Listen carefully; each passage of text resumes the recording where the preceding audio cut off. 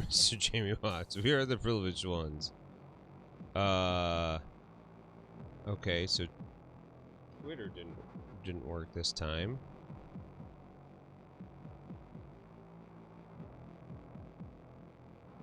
You're finally part of an exclusive club. Damn right. Okay, hey, now it's working. I don't know what that was. Is everybody else here?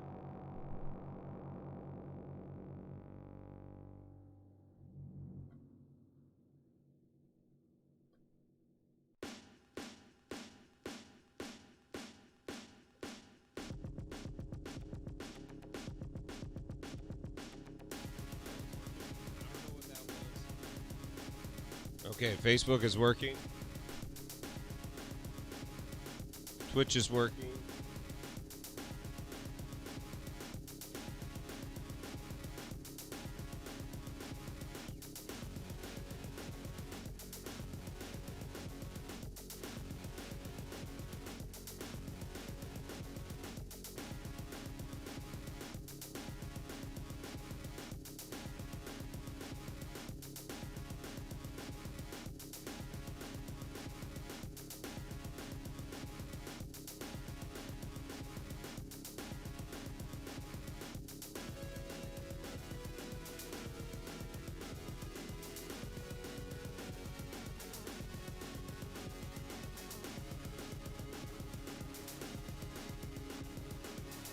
There we go. Hey, it looks like I think everything's fine.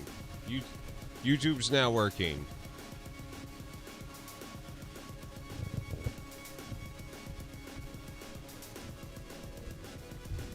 You gotta work it out for yourself. All right, everybody. I think all platforms are functioning now. Okay. Yeah. Greg is back. Woo! All right.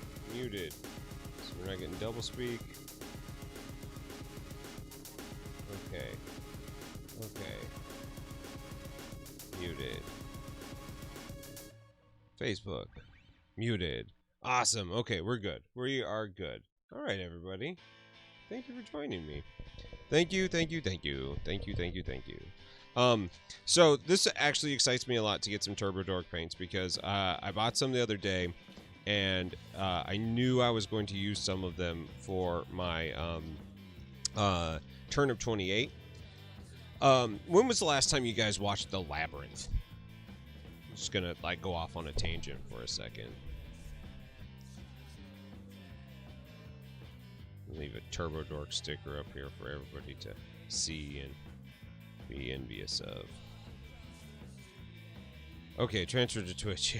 Okay, hey, I'm glad that everything works there. Twitch should have the lowest amount of lag as well. Labyrinth. Okay, last year was Labyrinth. Okay, so here is the thing. You know how everything in that movie sparkles? Like everything looks like a fucking slug just like slid across it.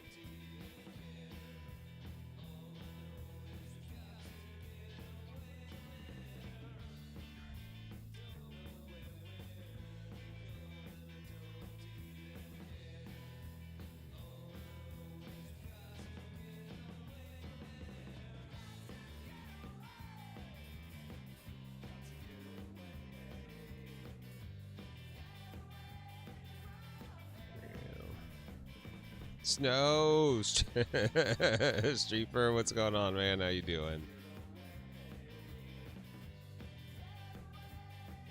That's part of what I'm doing. So like when I was painting all my KDM stuff, I made a really cool base for the Dung Beetle Knight.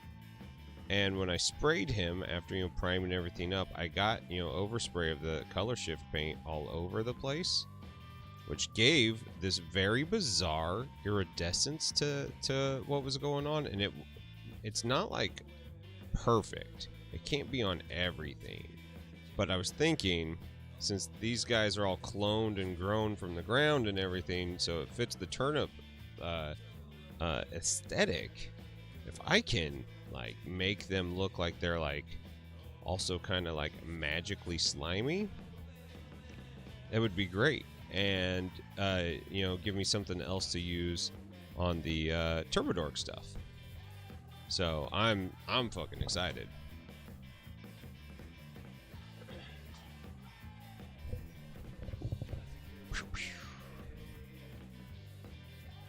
Okay. I need to do some, before I get into some of my next models, I need to do some counting of the models I have so I make sure that I'm doing the right ones. Because I'm at the point where I've built so much stuff for this army, I bought so much stuff for it over the course of the last year, that I don't actually like remember what I have and what I was building everything as.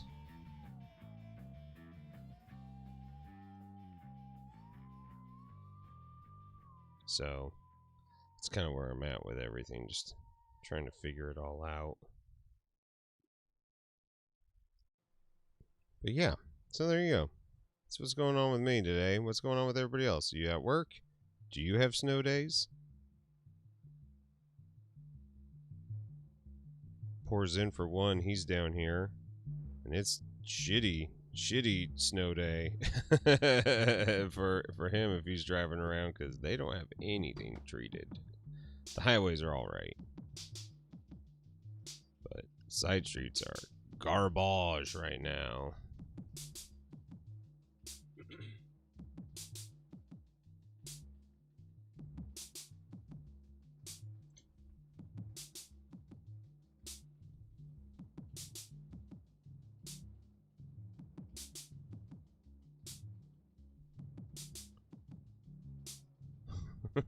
Oh my god, hey, look, we just got caught up with everybody. Look at all that chat that just came in here. There we go. Cooking with gas on. Labyrinth was awesome. Not too long ago. My wife has never seen it. I was alone in my giddiness. James, what's going on, CX Turbo? How you been, buddy?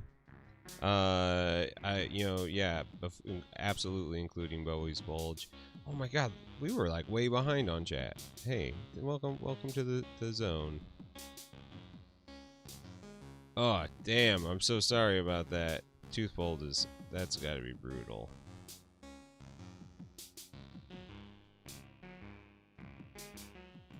Oh, check that out. Test games with the Wadroon.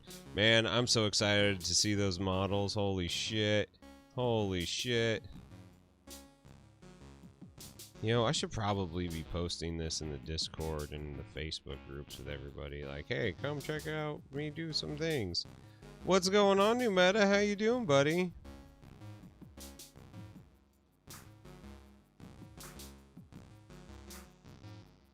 Oh my god, I see you more than my own mother.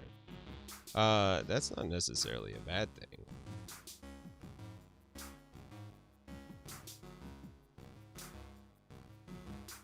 I mean, unless if, like, it is. And then, in that case, I am sorry.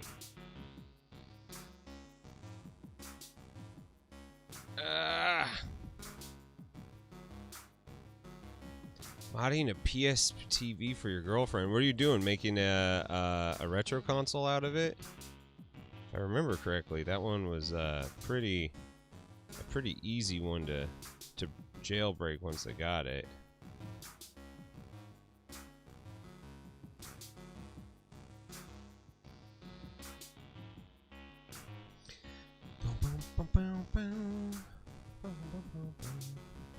Happy it's out. Win some, lose some. I feel ya. I feel ya. I always kind of looked at teeth like this once I realized, like, we do our best to take care of them. We do our best to, what's going on, Spencer? How you doing, bud? But, like, sometimes teeth just have problems, you know? Like, evolutionarily speaking, they aren't really meant to last that long.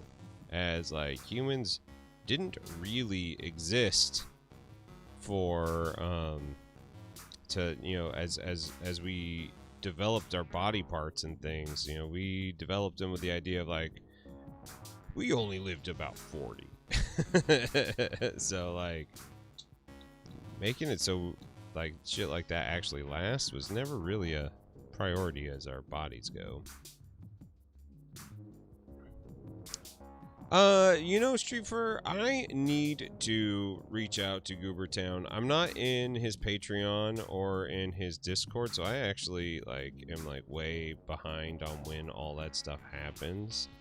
So, I've thought about doing it.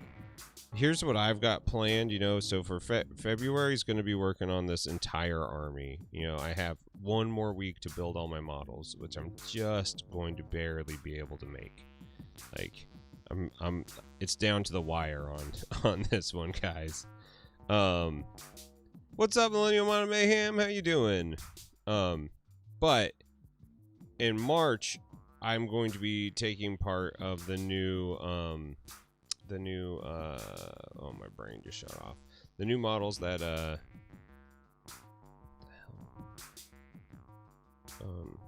there it is. Monument Hobbies is doing. So they're having a paint competition thing. So yeah, Monument, yeah. They do the Pro Acryl paints and all that. They worked with Mini Model Master Works. The people, they're these 3D casters, and they're incredible. The stuff that they make is just absolutely it's brilliant stuff. I think this goes here. I'm having troubles remembering how to build this guy.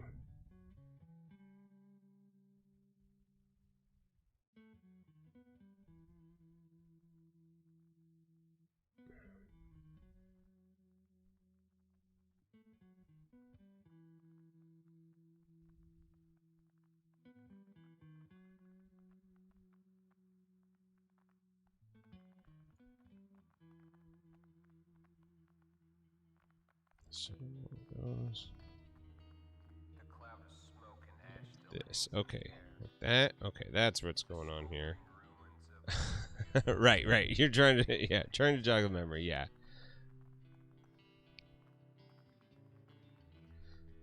See, I gotta start taking part in some of those things. They seem like a lot of fun. You know, and Goobs is like one of the best people on the planet. It's hard not to be excited by him. But the monument models, they're fucking badass. Like, they're super cool. So if you guys want to get in on that, I guess they have paint contests where if you get picked as a finalist, you can win stuff, which is badass. Spencer, this is the Spires. This is one of the not the Biomancer. This is the Ferromancer from. Let me get up close here for you. Come on. Come on. Come on.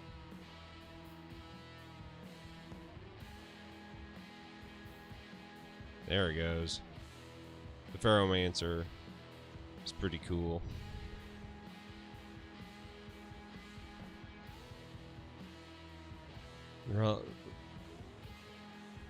Yeah, maybe. If it's something like a second quarter thing, I might be able to do it. Dude, Greg, I am super hyped for the those orc models as well. I think that that's gonna, you know, really bring a lot of new people into the fold when it comes to Conquest. We just gotta get them in people's hands.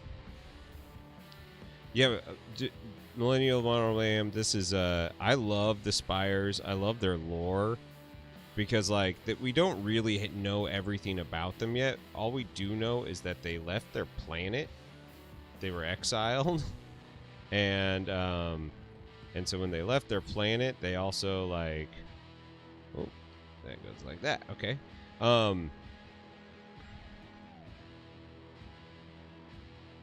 Alright, buddy. Take it easy, Jamie Watts.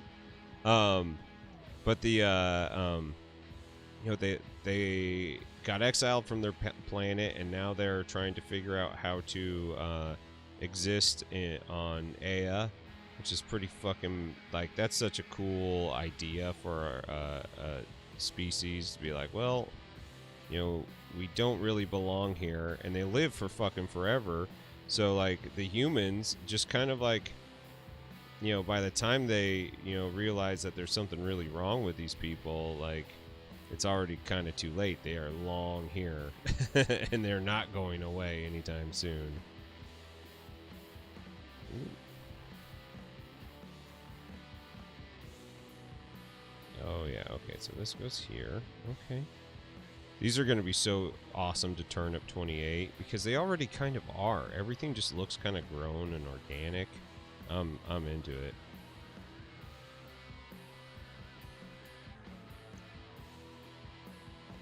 Genetic disasters. I think that's going to be cool. Great idea.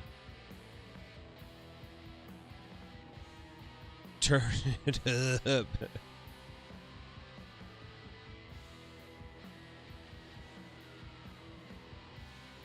Oh, come on. Get in there.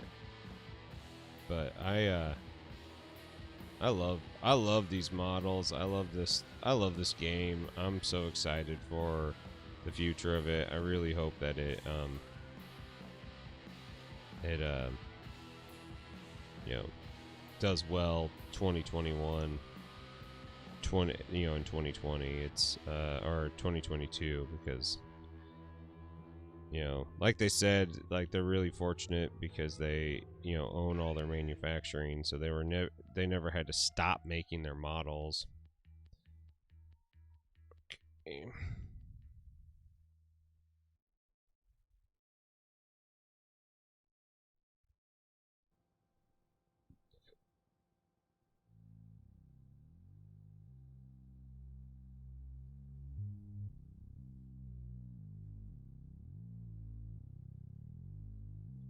But for a mass battle game, this is the shit. This is what it's all about.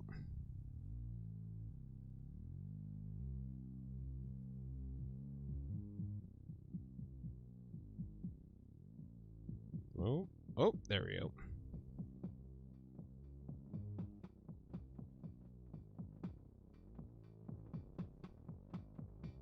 Okay, this just goes here.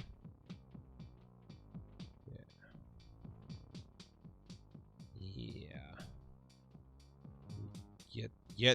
Get that, Pharaohmancer. All right.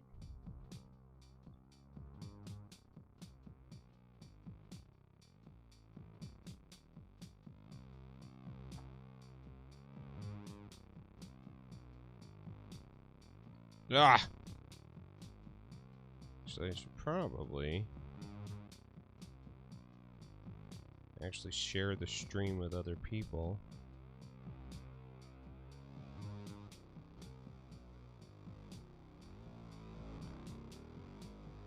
The Iron Kingdoms.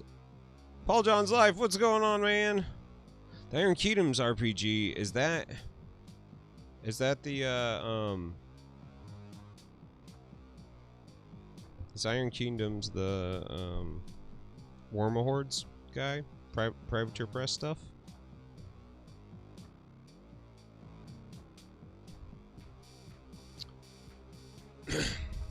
I think that's pretty smart of them. Like, War Machine's got to get back into, like, everybody thinking that they're not just, like, fucking dying. Because, like, right now, I think everybody's, like, really worried that they are done for.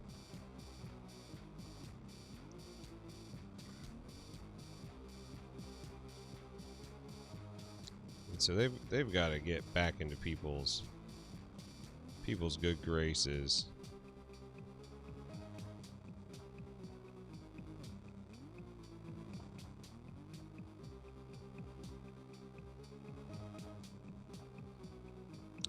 I still need to reach out to Dallas Kemp for the show. That's one that I kind of forgot about, and you know, it seems like everything with Atomic. This is about to say Atomic Cowboy, which is not what they are. Atomic Mass Games. It seems like they're in a really good place right now, and I really want to see what that change was like, and you know, talk about, you know, he's such a great painter, and you know, he made he made a lot of things really accessible to me in the beginning. It's like him and fucking Epic Duck. He's also streaming right now, which is pretty rad. You know, they all really helped me, you know, figure stuff out so I could, you know, develop my own style really fast. I borrowed from a lot of those people. Oh, son of a bitch. So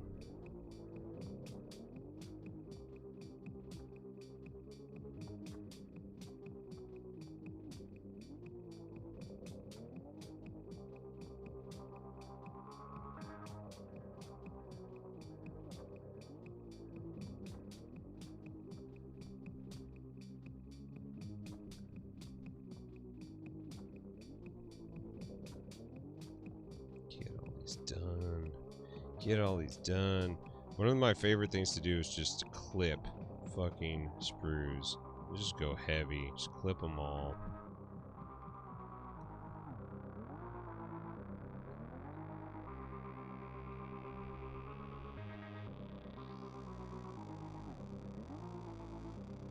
We'll build them all later.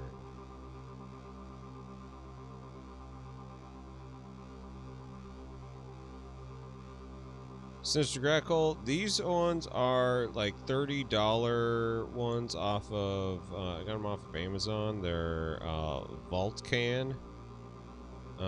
Pretty good. They are a little dull, which is why I'm using them, because I got a nice new set for all my Gundam stuff. And that is, I got USA Gundam Shop ones, and these ones are really nice. So, I have to say, like, if you're into this hobby and you're doing it, get yourself some, like, nice nippers. They really help out.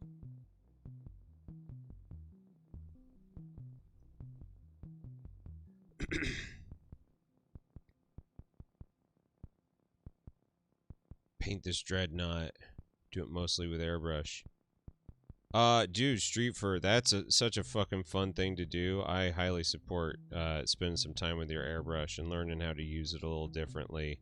Like, while, yes, airbrush to prime is, like, a brilliant tool, like, it's all about, like, it is all about, you know, learning how to use it in different ways, because it will, like, I can't just do everything airbrush, of course. I've tried things, and it's not what I like on a model, but it can definitely be really useful. What's going on, Richard? What's going on? I balked at spending more than until I tried God hands. Yeah, that's the way it goes. Jacob, thanks for the sub, man. Thanks for hanging out. And on a special live murder basement day. Hope you're doing well. Yeah, Tamiya snips are great. Tamiya makes good stuff anyways. Scotch and Hobbies, what's up, my friend? How you been?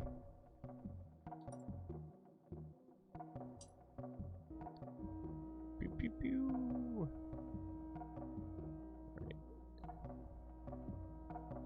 These are like the best sprues to do, like elemental, like weird earth shaped stuff, because they're all in weird organic sizes. It's pretty cool.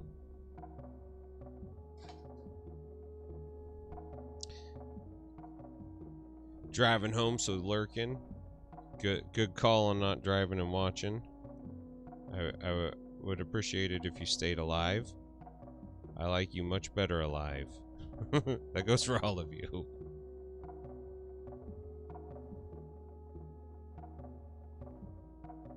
Oh, Tamiya makes everything. Like, you know, they are a full-blown hobby company.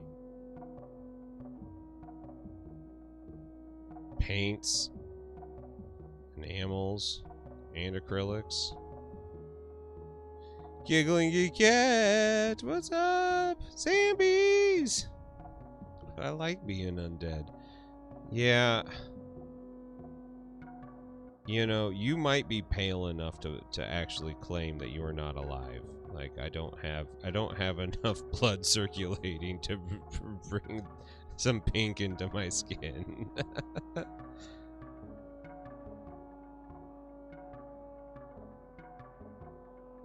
Giggling Geek Cat, you don't run varnish through your airbrush? It is, yeah, that is absolutely the best way to use to varnish something is to use your airbrush, and I am a huge proponent of that. I think that is one of the reasons you get an airbrush. But here's what I will say. Yeah, their product line's ridiculous.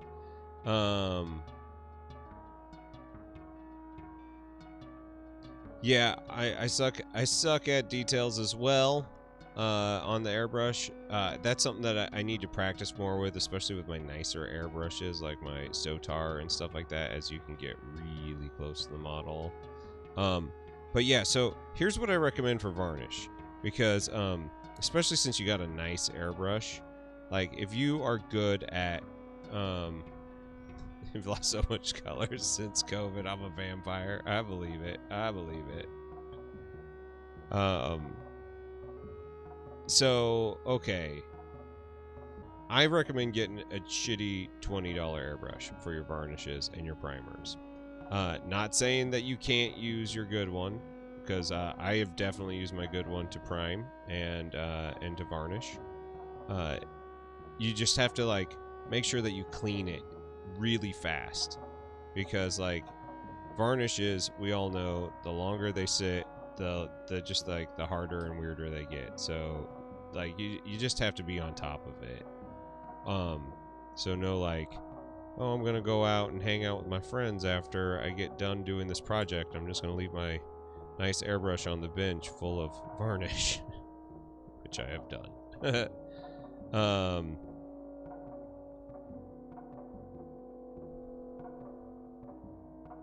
can varnish. What happened to your your Gundam when you sprayed it? What did it do? Did it melt the plastic? Okay, so Street for the Crappy Masters one is a perfect primer and varnish brush. I have one that I think I'm gonna finally just straight up retire because I just can't keep it clean since all of the plating has come off of it. Everything sticks to it, so it just kind of sucks. Went on too thick and cloudy. Interesting. You know, if you spray that with a gloss varnish or a satin varnish, that will remove a lot of the cloud, and you can go back. But that sort of thing, you may never get the actual smooth finish back. Which, you know what, I had a couple um, alien snots come out of my airbrush when I was doing all the Turbo Dork stuff, and got some real chunky weird spots. And you know what? It ain't no thing. It's okay. Like, does it look good on the shelf? Does it look good when you pose it? Chances are the answer to both of those questions is yes.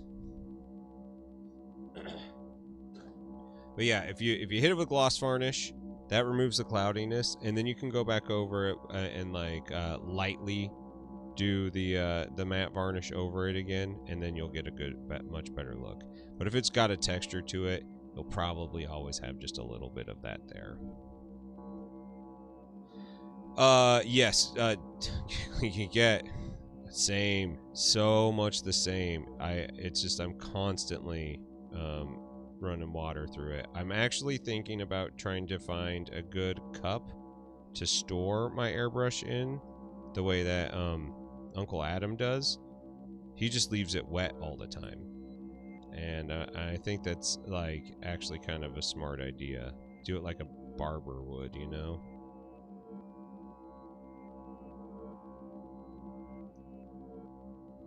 With their combs to kill the lice. That blue fluid, whatever that stuff is.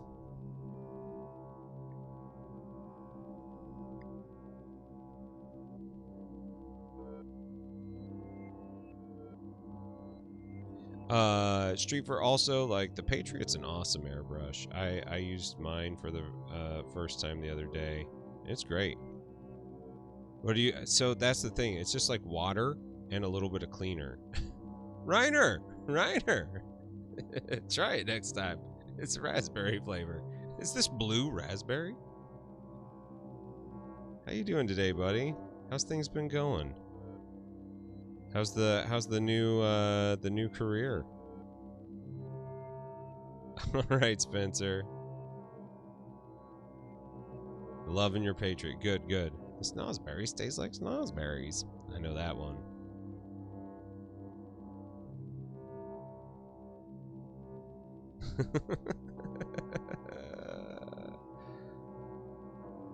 Yeah, that's you gotta roll with it when you're making YouTube videos, man.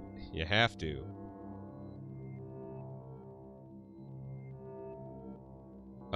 Man, that Grex. I'm so glad that you got to test out the Grex. What a treat, right?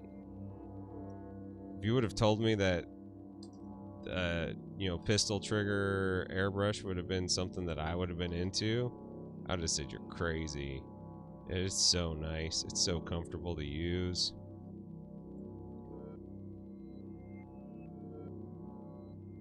Yeah, I almost exclusively use just Flow Improver.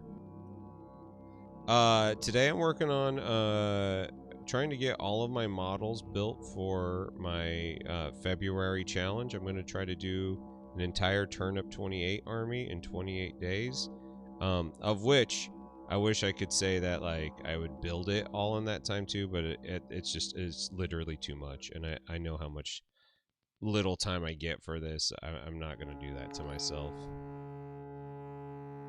Oh, jeez. What's going on, Orgrist? How you doing today? Hope you had a nice stream.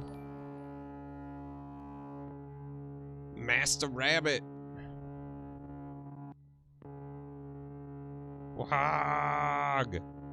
We are we're in the final stretches of building models for my conquest challenge that I'm doing in February.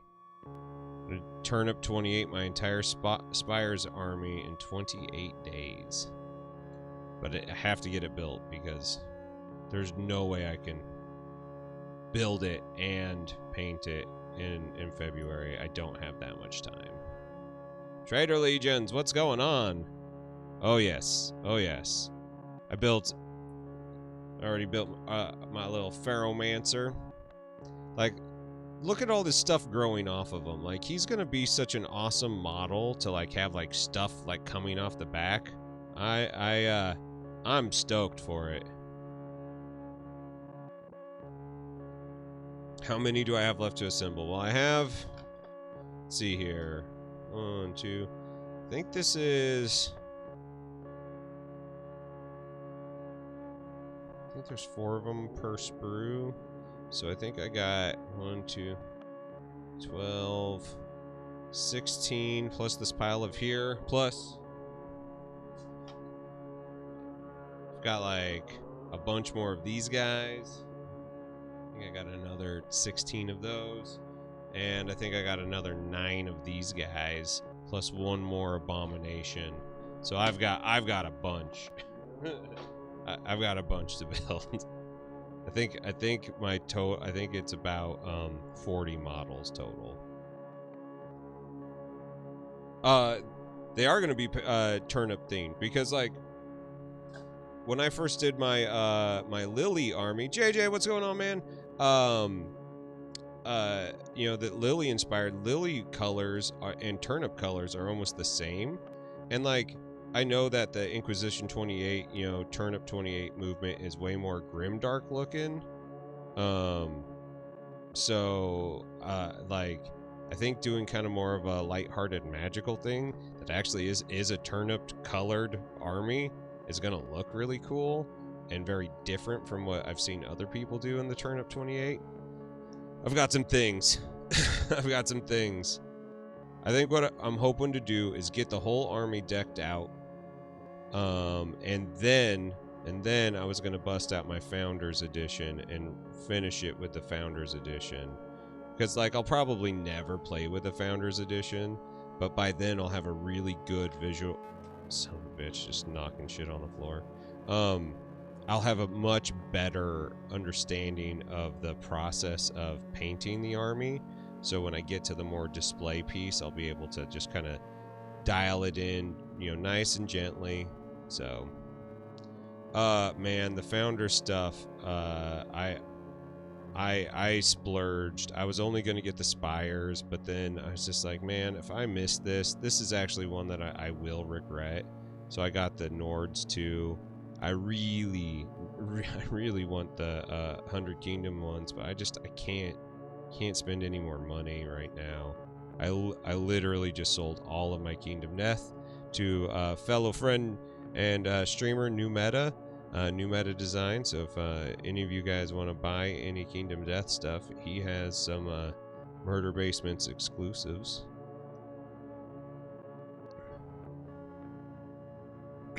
Yeah, if you can, I hope that they allow some of those things to work with the Vanguard coupon, because they didn't, which really hurt. That really hurt. So the Founders Edition, actually... Okay, Street Fur, dude, thanks for hanging out. Let me grab one of the Founders Editions. You guys will shit when you see the base.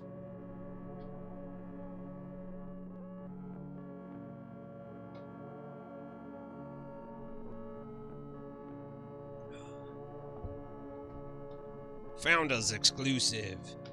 Twisted. Conquest, the last argument of kings. Certificate of limited edition. Cool box. Bunch of resin pieces for the giant spire thing, which I think this is what it's supposed to look like. Come on. It's like growing out of a chair. It's growing out of stuff. Yeah, I didn't want to miss it. So the base is bigger than anything that they use, but you can take this out. You can take the Avatara out, or the Lineage Highborn, or whatever, and you can put it in a small base, and then you can play it. Dang, that's a good flex, right? Oh, they have free shipping to Canada, dude. Orchrist, I'm so happy for you. That has been like your one biggest problem this whole time, being in part of the Vanguard program, is you haven't been able to actually take advantage of any of this stuff. Yeah, this model is fucking cool. Yeah, there's 250 of them made ever. They aren't doing them again. Nice boxes. Like, I'm totally gonna use this box as like its plinth, and you know, display it in my case, especially since I now have all that room without my Kingdom Death stuff. Queasy, what's going on? What's this root vegetable thing? Ty Love, thank you so much for the follow. Where are you at? Okay, you're in the Twitch world. That's awesome. Oh man, I bet. I'm so sorry. I'm so sorry. Now all of Canada benefits. That is for the greater good right there.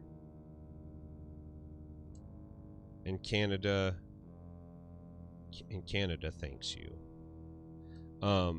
But I'm very excited to get some games in with this army. I'm just excited to get some games in person in. It's gonna be a little bit before I get the vaccine, but you know, I'm just getting ready, getting myself amped. All right, let's see here.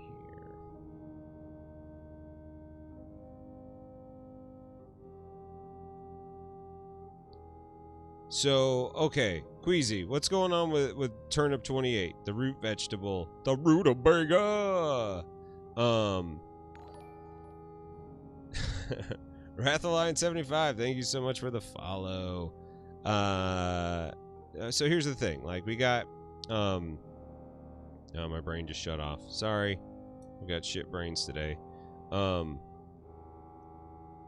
Inquisition 28 stuff, the Ink Mag that goes out like once a quarter or whatever, of all the like grimdark Space Marine shit. One of the guys made this thing called Turnip 28, which is like Napoleonic minis, like old school stuff. Let me see if I can find a photo and I'll show you.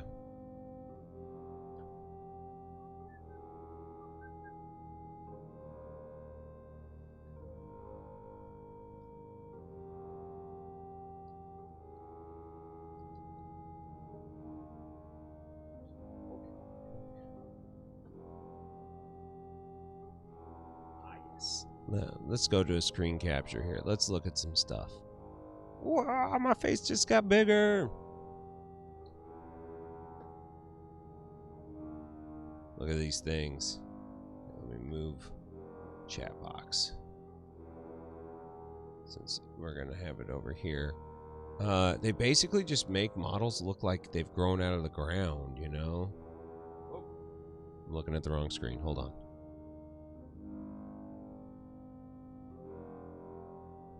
And so essentially you can take like your thought processes on like speed painting, because you're basically going to be covering all of your models in dirt and hair and stuff. And I'm so stoked. I'm ready to do something really weird like this. And and I think that the Spire's Army is like one of the best options for this, you know, this turnip thing. Like Turnip and Spires are like lore, they're like actually like totally in line with each other, which is awesome. So there you go. Just basically gluing shit to models and having fun with it. What's going on, Paint Monkey? Yeah, dude, Queasy, isn't it weird? In trouble. Thank you so much for the follow. How you doing there? Welcome to the murder basement.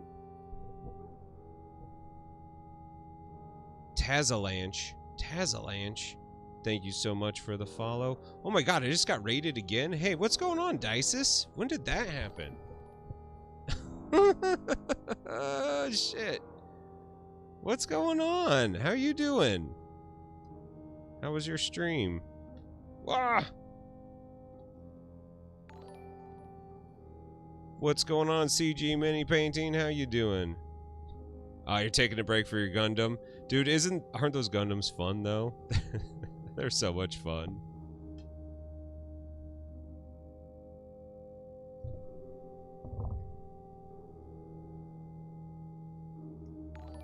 We're just prepping Dr. Rippins. Or Drippins? Dr. Ippins. That's your name now. Dr. Ippins. It's kind of like Dr. Acula from Scrubs. Heathen Cross, thank you so much for the follow. Everybody, welcome to the Murder Basement. How you doing today? I hope you're all are well.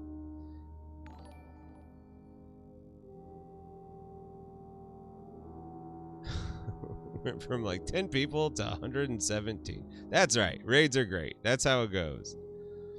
Well, and like, especially right now, like, it's fun to be doing stuff on a snow day. I'm normally not streaming right now, but it's always nice to stream and have people to talk with and share ideas with while doing projects like this, because they do get tedious.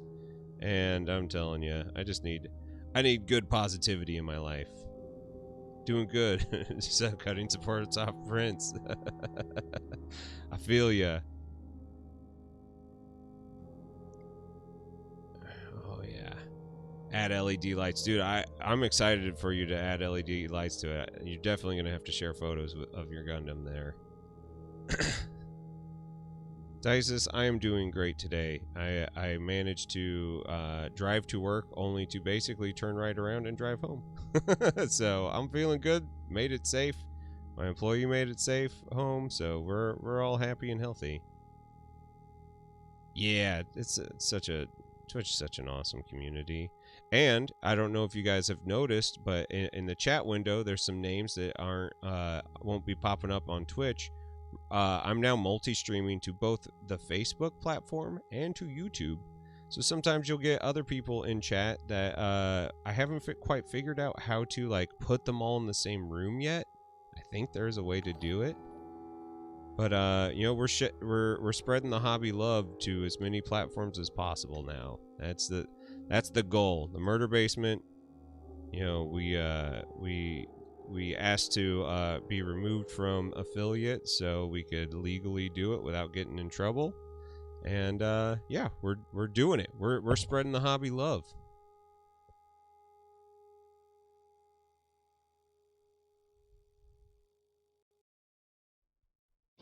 Kingdom Gun and LED lights. That's awesome. I'll have to check. I don't know if I follow Wicked Jexter, but I'll have to. Fun fact, I'm actually watching this on YouTube and have Twitch chat popped out. Interesting. How's the delay?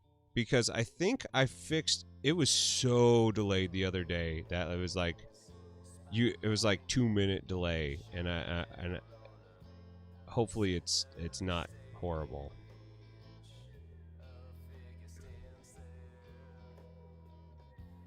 Oh, dude, Richard, man, I'm telling you, that was hard. Like, I don't ever like to sob story and or be like, hey, support my Patreon, do all these things. You know, like, I want if you are supporting me monetarily, I want it to be because you feel like it is, you know, you feel proud to be supporting instead of feeling like, oh man, feeling bad. But you know, we're just kind of in the zone where like it just made sense to have a little bit extra money in reserve financially for us going into the future, especially since I'm contemplating doing some new stuff like investing in a new camera. And you know, like I can't run up a credit card right now just to do that. And so the Kingdom Death stuff was just kind of sitting there staring at me, and I was like, it's the end of an era. It's an end of the era. So what's once was this thing is now turning into something else.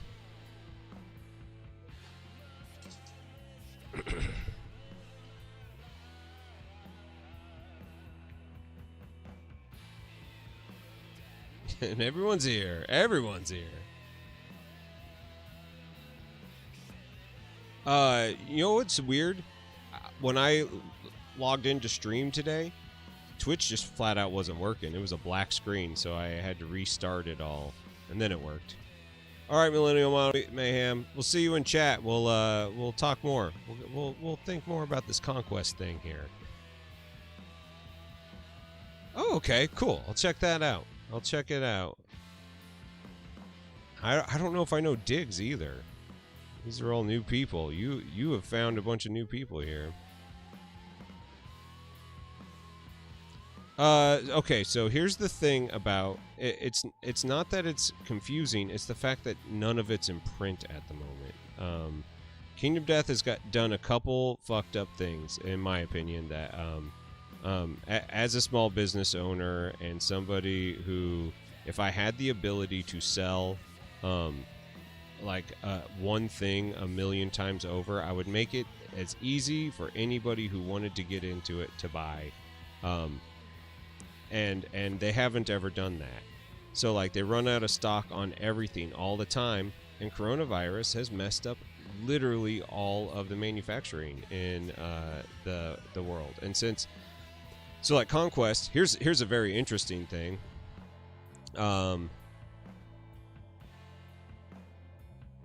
Oh, cool! I didn't know Mad Love was doing YouTube at the same time. That's good to know.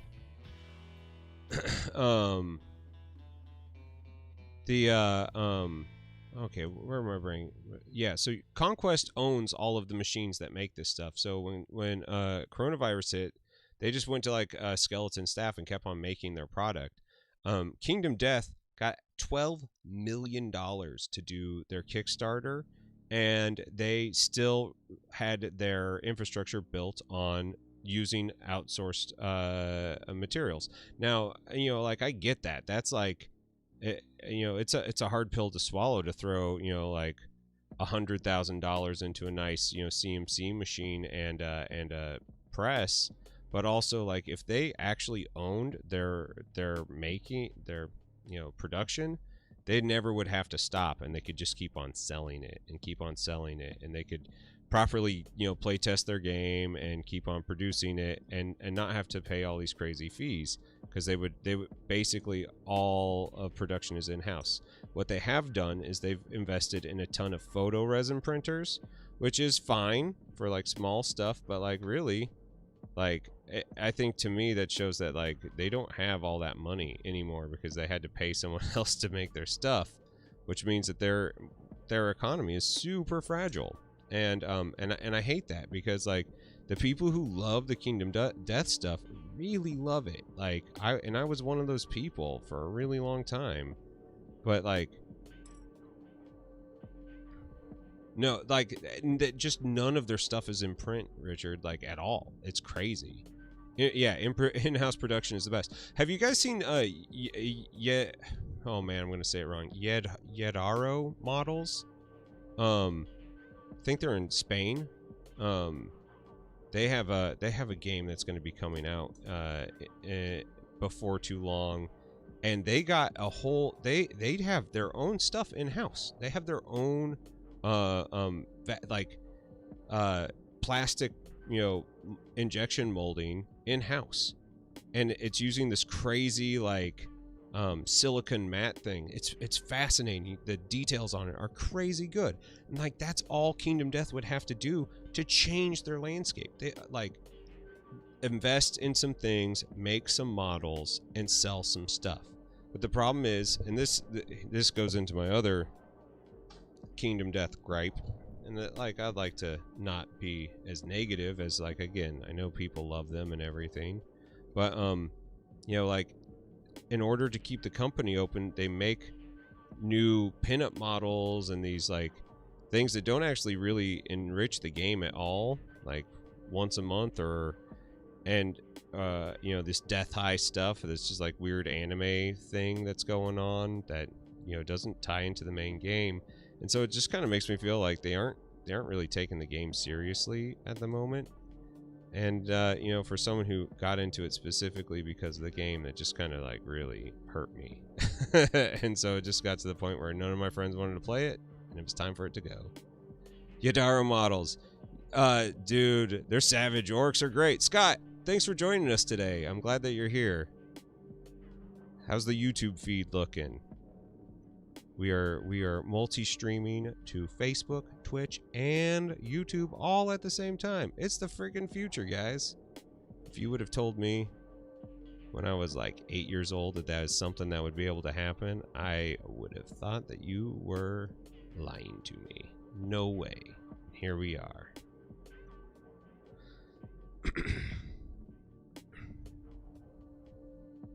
Figure painters, scale modelers, Gundam guys, computer artists, yeah. Endomat's back. Excellent. How you doing, bud?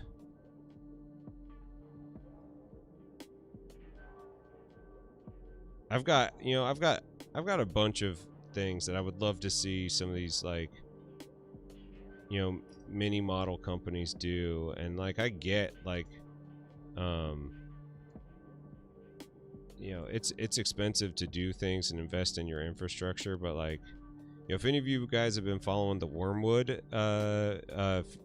growth and fiascos on Worm Life on YouTube, like, sometimes you have to take that risk and invest in your company. And, like, I think that they're a prime example of, like, that will pay off big time. It's too cold to snow here right now. Oh, that sucks, Scott. Dude, Demas, what's up, buddy? How you been? How you doing today? How you feeling? How's the wife and the pup?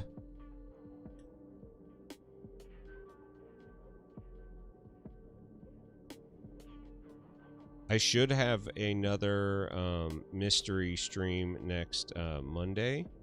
I'm taking it off because I have an interview in the middle of the day with the Eons of Battle guys, and so I'm going to be able to have some more time to work on models. That'll be the first day of the month, so hopefully I can keep the momentum going on this, and hopefully by then I'm like have all the models built and I'm just basing and painting and priming and gluing things and getting weird with it. That's going to be the fun part of this project, is the getting weird with it thing. Lloyd, I'm on YouTube now. Dude, you're just touring the world right now. Couch goblins. It's cold for California. It's like, what? It's spring for you guys?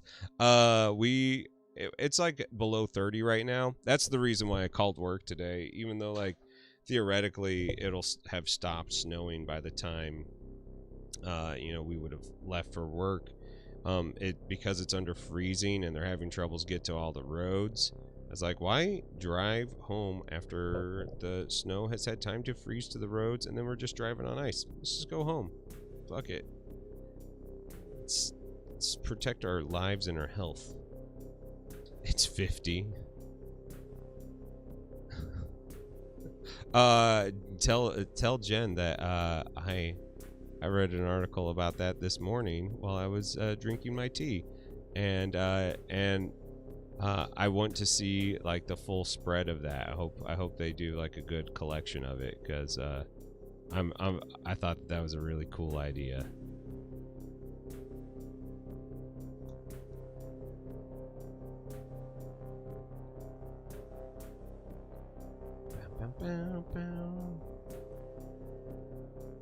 Ice Rose, yeah. It's a very wet snow, and that's the fucked up thing here, is that like it was extremely slick today just driving to work. It took me about 40 minutes, but it normally takes me about 20 minutes. And when I got there, I was just like, all right, we're going home. I need to get these Kingdom Death models in the mail to New Meta. So I did that, took everything to the post office. It was so hard driving to the post office. I was like, oh yeah, we're definitely closing. Oh, fucking awesome. I think I saw like the Variety article, but I didn't see any video or anything. I'd love to see that. One of my first... So my birthday's in November. And so when I turned 16 and I started driving my brother and me to school, that also happens like right on the cusp of winter really kicking into gear in Oregon, of which Oregon winters are pretty mild for the most part. You get a couple freezes and so, I mean, some places it's really bad, but in the Willamette Valley, it was not bad. And I'm 16 years old. I've never driven in shitty weather before, because one thing that everybody gets wrong about Oregon is actually a very dry state through the summers. So like we don't get any rain. So I didn't have any time to really practice in rain or anything like that. And we got a nice frost. I used to drive this little tiny lightweight pickup, and as I turned up this big hill to go to Amity High School, I hit a patch of ice and started doing a 360 in the middle of the road while a school bus was coming at me. It was insane. It was absolutely insane.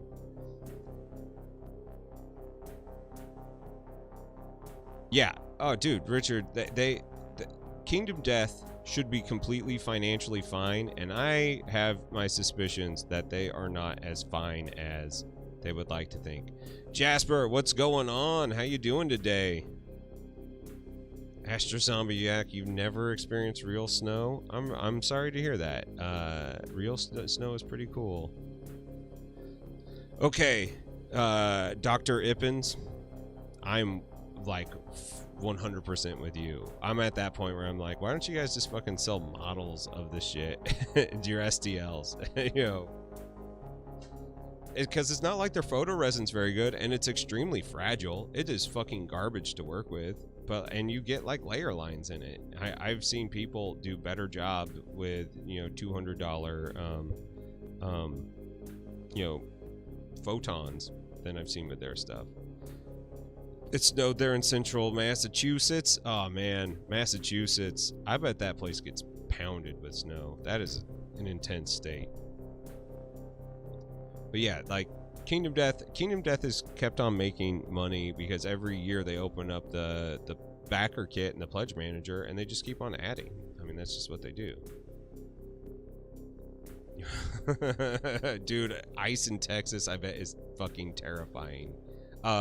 Did you guys see the monument photos yesterday where they were like, you know, they're in Arizona and there was snow in Arizona? I was like, how is there snow in Arizona before there's snow in Missouri? And I was like, fucking global warming. That's what's going on. So it was pretty crazy.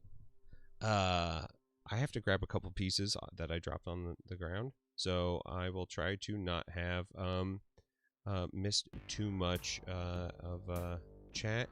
Well, I'll get caught up. One of your coworkers has picked up every KDM so far. Oh man, that's intense. That is so much stuff. We have somebody in the Brush Coven in the Murder Basement chat who has like almost all of the Kingdom Death white box and brown box stuff. It's crazy. Yeah, Jasper, totally. Yeah, giving yourself the right amount of time to break. Dude, a Wrangler would be actually fucking great right now. I used to have a Blazer that was pretty decent in the snow. My little I've got a tiny Toyota Yaris because I just don't believe in spending any money on cars because they just break and fall apart. And it is not great. It is not great in the snow. Hold on, let me grab some pieces.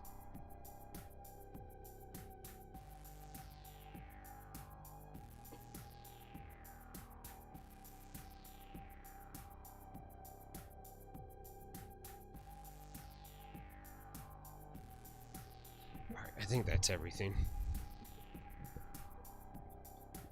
The new vehicle handles well. It's just not as fun.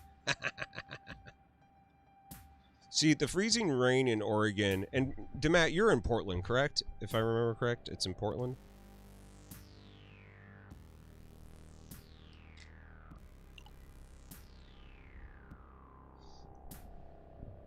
The Watcher is fucking beautiful. That's one of my favorite models to paint of theirs. It's so good.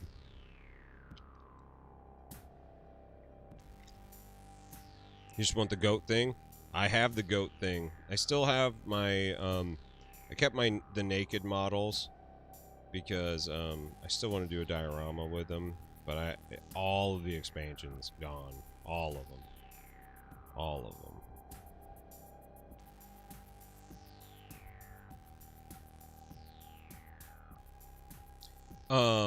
So there was one time, all my family still lives in the Willamette Valley or in Eastern Oregon.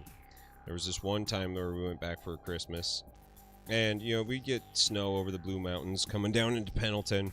There was one time that the entire Columbia Gorge got hit by a fluke fucking ice storm on the way back. It was insane, the amount of ice and you know, like, it was like 3 inches of ice on everything. I want to say this was like in the 90s, and we were stuck on I think it was 84 for like 7 hours in the middle of the gorge, and the wind was blowing so hard that the cars were like sliding down the road. It was fucking crazy. Astro Zombiac, this is for Conquest: The Last Argument of Kings. I'm doing a challenge army in for the month of February. So I'm doing ooh, that's scary. I almost left my accelerator out all night. Anzik, what's up, my friend? How you doing, buddy? No, the 04 storm, that was a pretty good one. I got the 04 storm like stranded me at my house for a week because like 5 big trees fell over in the road and knocked us without power. You know, luckily, because like we grew up out in the middle of nowhere, we're used to it. Yeah, right. You need 3 to 5 different devices. I feel you.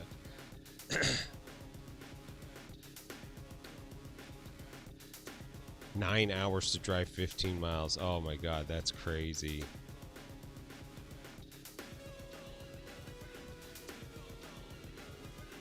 Oh, dude, I bet driving through the Rockies in the snowstorm would be truly terrifying. Truly terrifying.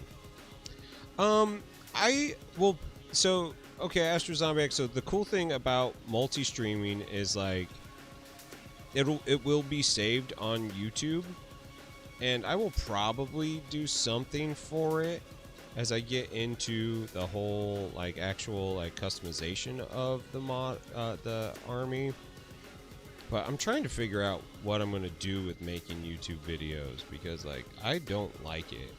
I truthfully actually despise the process of making YouTube videos. And, like, I just don't... Spending all that extra time, you know, it just, like, stresses me out. And it's just, like, I could be doing, like, literally anything else is more fun than that. Yeah, oh, Lloyd, I'm totally cheating. And you know what? I'm making the rules, so it's not really cheating. I don't have enough free time to do it all in 1 month. I have to have the models built. I will be struggling to get them all painted and customized and done in February at the amount of free time I have. And that's the real problem with wanting to do YouTube stuff is it takes an absurd amount of time. So, okay. Get all these arms out of the way. Let's start gluing some bodies today. Yeah, I'm not fond of editing. It's just like I love editing music because like I'm good at it and I'm good at music. I hate editing YouTube because I'm bad at it and I'm not doing anything. The KDM models are generally pretty good.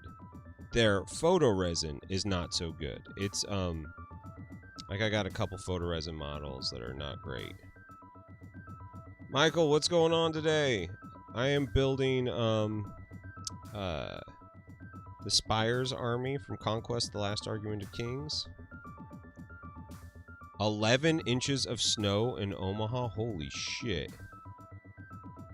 Dude, that's intense.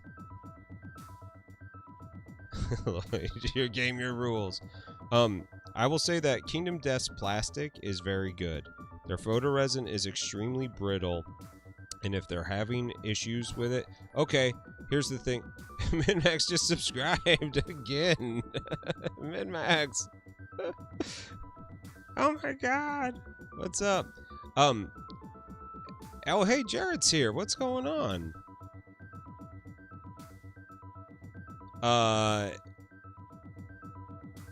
You're assembling the starter box of Conquest, Greg.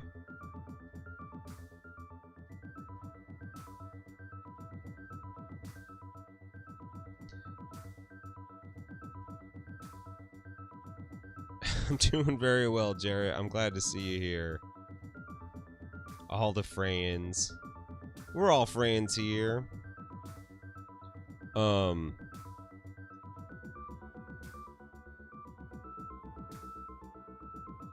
Minmax can totally attest to the photo resin quality of Kingdom Death.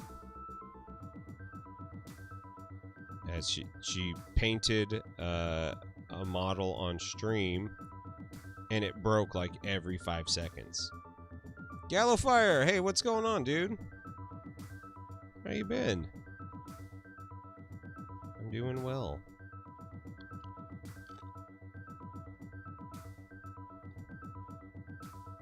Oh, it's good. Oh, and it breaks. I mean, all their stuff looks very cool. Just work and lurk, work and lurk. I'm just here to agree.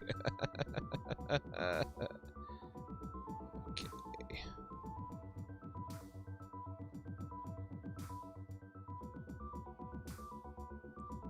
Detail-wise, they're all pretty fantastic. I I'm just at the point where like I'm not buying any of the white box stuff or like the Death Height stuff, and that's all they seem to want to put any time into.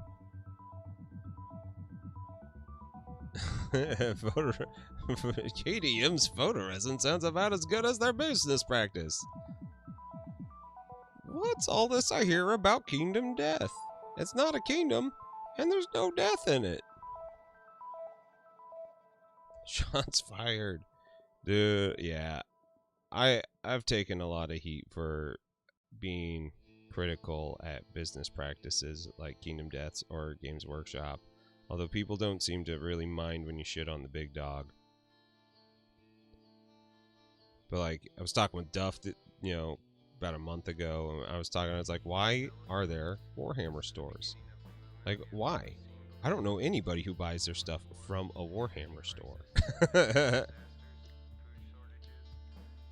Yeah, Greg, I'm sorry about the abomination. That fucking abomination is an abomination. It is such a pain in the ass to build. It's like the one thing I'm like, it's one of my favorite models. It got me into Conquest, and it's like one of the hardest fucking things to put together.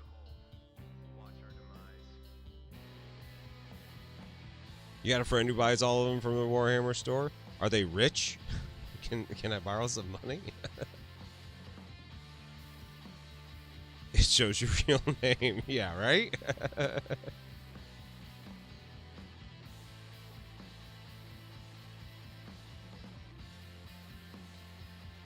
Yeah, I don't know if I like that or not either. I've had a couple people go back and change from YouTube, start a new YouTube account.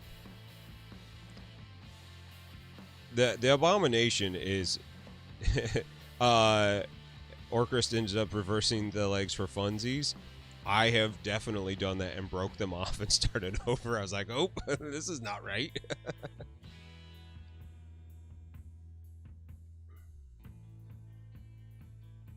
Oh, that's intense. An hour? That's intense. I can't even believe that.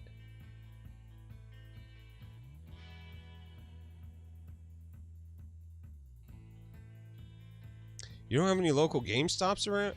GameStop, man, GameStop. It's been fun seeing them in the news. But yeah, that sucks that you don't have any game shops around you. At least you do have a Warhammer store. That's about the only time that it seems to make any sense for me. But like, we have 2 Warhammer stores within like 25 miles of each other here. And I don't get it, because we also have fucking Miniature Market, which sells everything for 15% cheaper and stocks almost all of it in store and most of it online. So it's just kind of like, I don't understand it.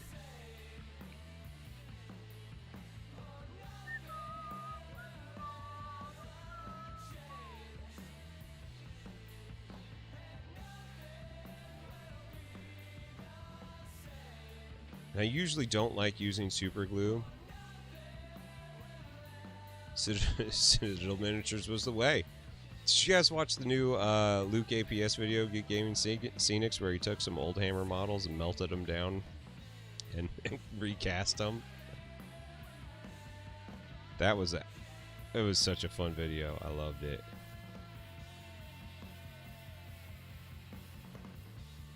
All right, Greg, take it easy, man. One of them being the Citadel. Interesting.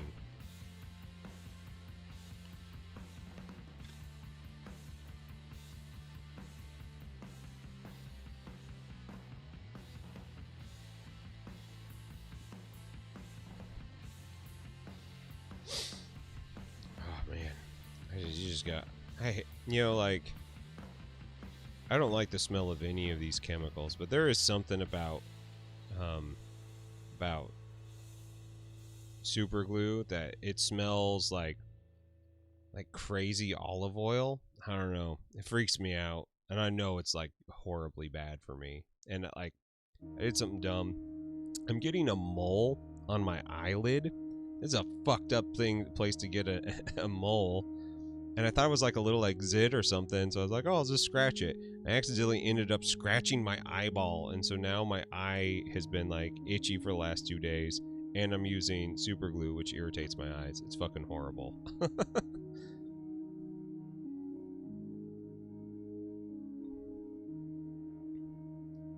Slovakia, only modeling miniature stores are Army or Train, and RC. And most sell Warhammer stuff. Yeah, even those are mostly just eShops. Yeah, that's always one of the things that, you know, like, I have never really known anybody who just uses, you know, it's age. These things all come to us. I feel ya. I feel ya.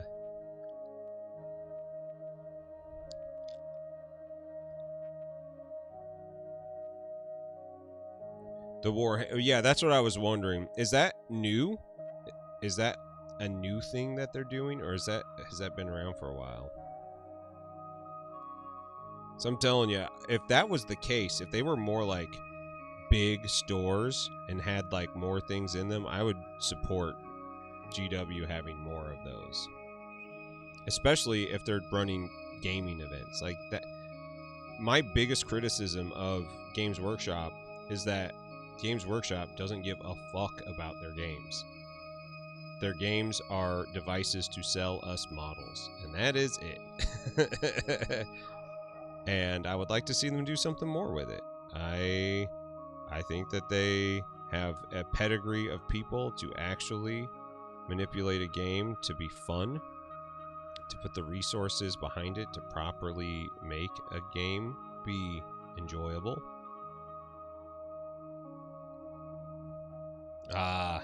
Yeah. I've heard about that.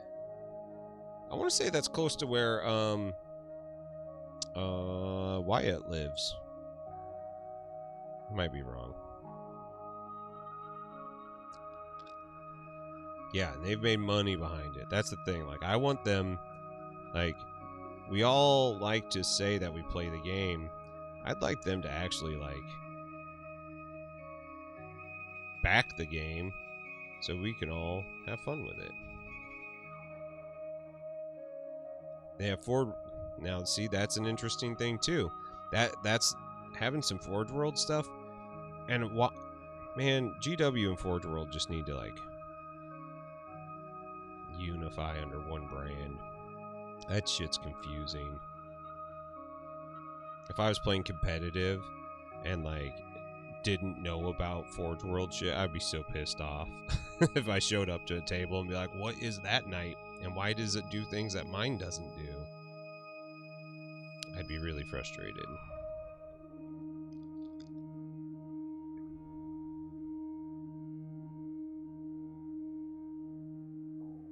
Oh my god. Super glue is so much faster than plastic glue. I just wish that it was as rugged as plastic glue.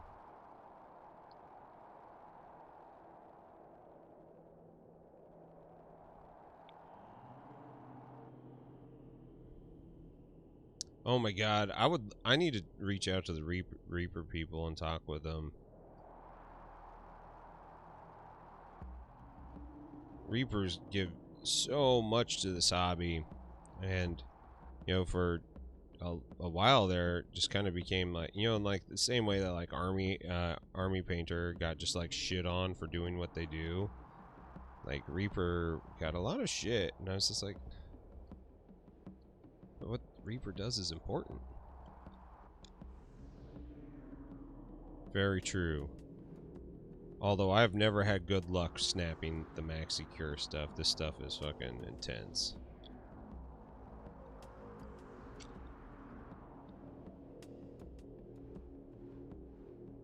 Or, you know, Demat, here's the thing. If they fucking reduced the prices of their models, they would sell more of them. Like,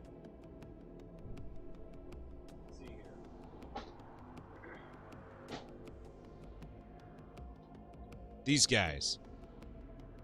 This Gundam thing. I paid $15 for it, but you can get these for $10 all day long. And it's better than anything fucking GW does. And if before you say, yeah, but GW has to fucking pay for a game, No, they don't. They don't have to pay for a game because the game pays for itself. How many of you have paid $42 for a codex? I'm raising my hand here.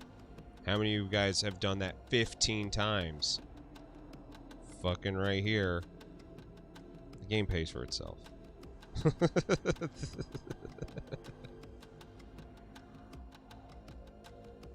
I haven't interviewed Miniature Stin yet. I need to start looking at more of the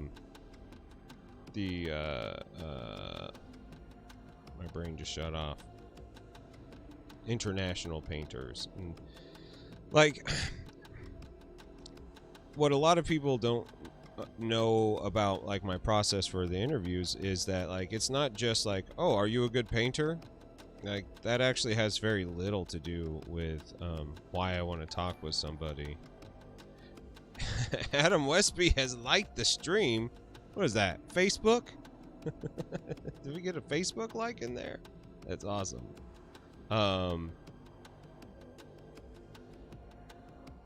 Yeah. GW came out with a box of 3 Marines for like $55. Yeah. This thing right here, these 3 giant models,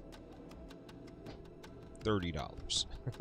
You know, and they're a bigger scale. They're easier to paint. I won't say that the sculpts are better because I don't objectively believe that they are. GW sculpt game is on point. Like, let's be fair. Like, those guys are incredible sculptors. Okay, I have 2 sets of legs and I'm missing 2 torsos. What did I do with them?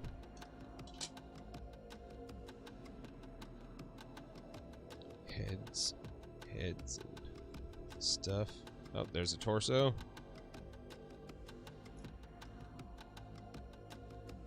And it's, you know, like, I like Games Workshop models. I like Conquest rules. I wish that fucking Conquest and GW would, like,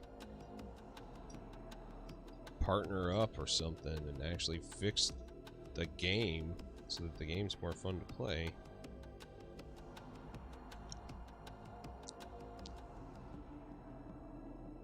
Yeah, right, dude. And so I will say this, like, I love, like, the Slaanesh stuff, and so I fucking love. I will buy the Slaanesh stuff. Dude, what's going on, New Meta? How you doing, bud? Yeah, Michael, dude, they are fucking expensive here, and like my final decision to get out of my Necron army is like you know, I bought a monolith a year and a half ago on eBay. Actually, no, 2 years ago, for $28, and I had to resculpt it, and it took a lot of fixing. But like a new one was $60, and now they're $170. Get the fuck out of here! I don't care how nice the thing is. If the model doesn't fucking work in the game well, like, it doesn't matter how good the sculpt is at that point. That's the thing that really pisses me off. You know, it's just like, you know, they say it's not pay to win, but then also is it just like pay to have a fucking overpriced model? Like, I'm not gonna do that. I will take my miscast inspiration and I will build my own. Dude, Trader Legions, you're totally right, man. Fucking Infinity's a great value. I spent about $100 on a bunch of Infinity stuff right before quarantine, actually, like last January. And yeah, I built them all. I primed them. I'm stoked for them. You know, and I just haven't had a chance to play with anybody because of COVID.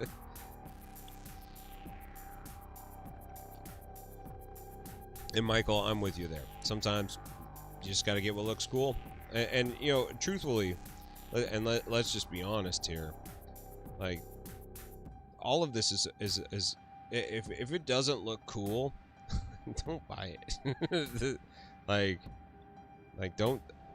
like, I get being like a competitive gamer, but also like, you know, proxy stuff in. Make sure that your army makes you so happy to be around it. What if you had like an army and the one thing that made you win was the thing that you hated looking at the most? That would piss me off. That would piss me off so bad. Luckily, I don't think that that is the case at all for any of these things. Okay. Okay, so yeah, I was going back. I don't think anybody really understands like my process when I'm interviewing. Like, I really care a lot about who the human is, what stories they have to tell. So I do a lot more research than I think a lot of people know. I sit there and I'll watch streams in silent. I will watch YouTubes. I will do things to kind of like keep myself in the loop on these people. And I don't really follow any of the European painters because it's not that I just actually don't care that they're good painters. I think that being a good painter is overrated. I think being an awesome painter is way better. And I know that that's a really fucked up thing to say. And I know that that's kind of a weird elitist thing to say, even though I'm trying to be anti-elitist. But, you know, it's the way it is, the way I feel about it.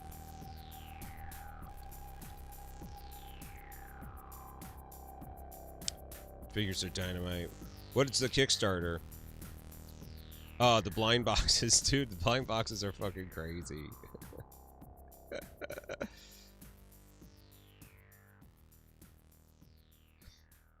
You know what? I've seen your love of Sergio Calvo. Like, I think that he is a really charismatic person as well as a fantastic painter. But like when I see work like that, it doesn't make me go, "Oh, you know what I want to do? I want to go fucking paint minis." At all. Like, it makes me go, "Okay, this person's really talented. That's great." You know, I don't know. It's so weird. Top hat. Stop gatekeeping. How dare you, right?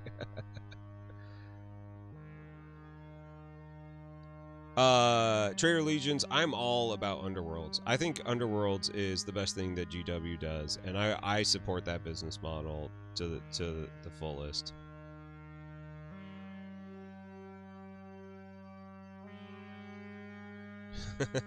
So I like the interviews. There you go, right?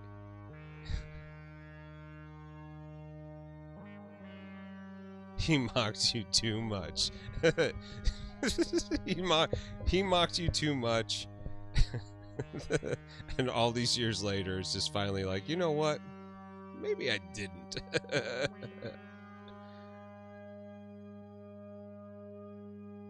Oh, yeah. Yeah, I saw that, the primal stuff. That's interesting. Yeah, well, and like, here's the thing, like, you know, and this is like, oh, here, we're gonna go, we're in soapbox mode, and I'm just gonna kind of like think about my process and think about the Twitch and YouTube community and Instagram. It's oh, I'm so sorry to hear that Sergio made you cry. I didn't know that. That sucks.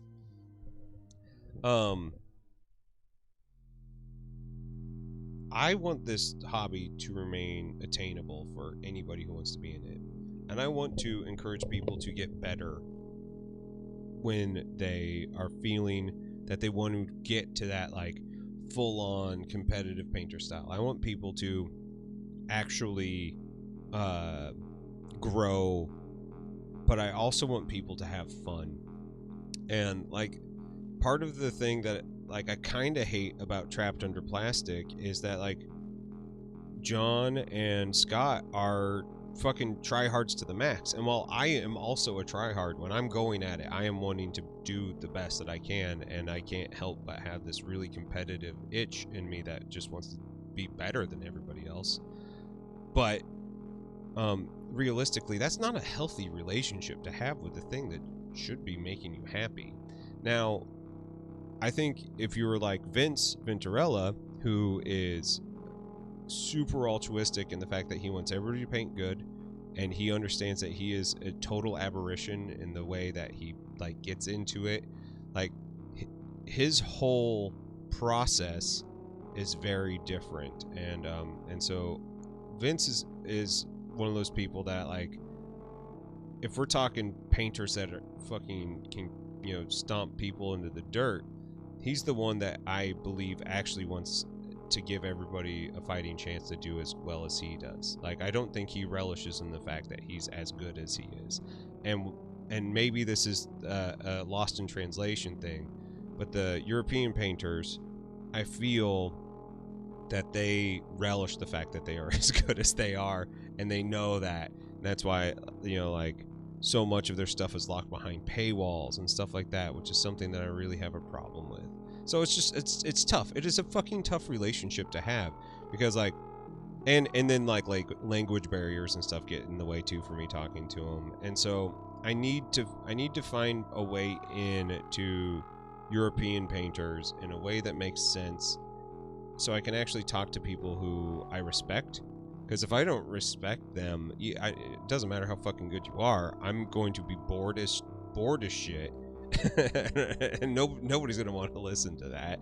And, you know, even worse than that, I could be a total fucking dick, and I don't want to be that to anybody. Like I said, I want everybody to have a good time here. And if I'm pushed in a way that feels weird to me, I might make it weird for everybody else. So that's my short and sweet on why I don't you know, do the European thing as much. DeMatt, you're right. That's why I like John and Scott, because they understand that they know that they are not they are not the norm. So it's just so hard. It's such a hard, delicate balance, and I don't want to scare people off from the hobby. I want people to feel stoked and inspired. You think it would work out? Okay, I'll keep an eye on him. Thank you so much for that recommendation.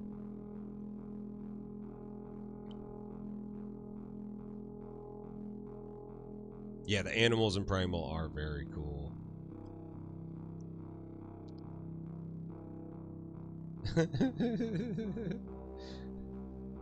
Yeah, what I love about Brent and Casey's show, I wish Brent and Casey, you know, I think all of us have things that I wish we would all do a little bit different. But Brent and Casey really want everybody to have such a good time in the hobby, and that I appreciate so much. DeMatt, I absolutely have. I actually think I'm gonna reach out to the Buttress. I really, she's a Twitch streamer. She is funny. She is not an elitist at all about her her Gunpla stuff. I am going to reach out to Zach Aurelius soon, and I think I'm gonna reach out to Meko Gaikatsu, because his voice is amazing.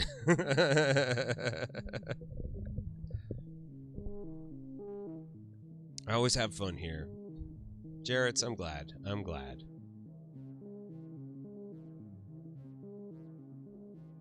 No, and Michael, I think you're right. I don't think that there's a ton of gatekeeping, but, like, the people that everybody wants me to talk to are, like, talk to the people who are the biggest painters, you know, and, like, while that seems cool, what I like that, like, you know, mid-tier painter that makes the hobby so much more fun and accepting for people. Oh, you did one of her competitions a while ago? Yeah, Sinister Grackle.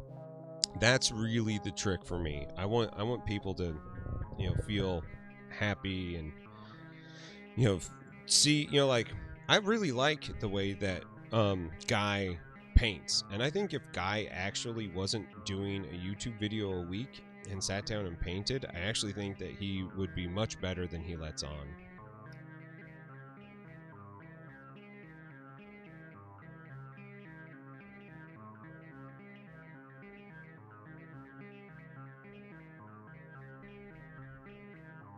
Interview me, a complete noob.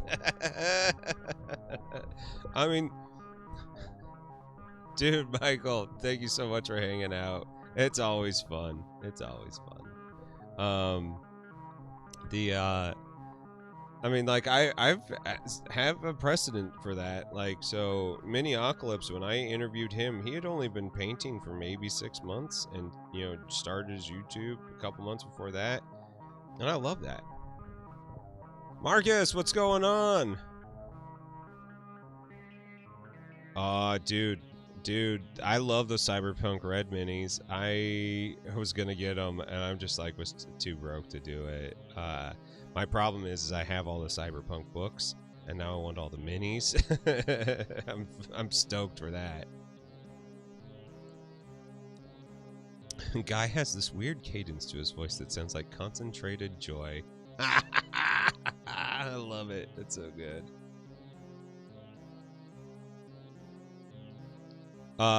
Johnny B. Apple 27.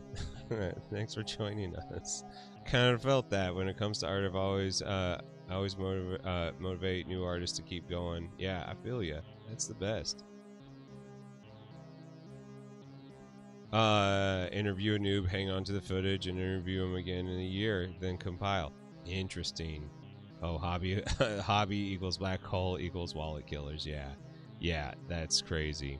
Trader Legions, there is Cyberpunk Red minis.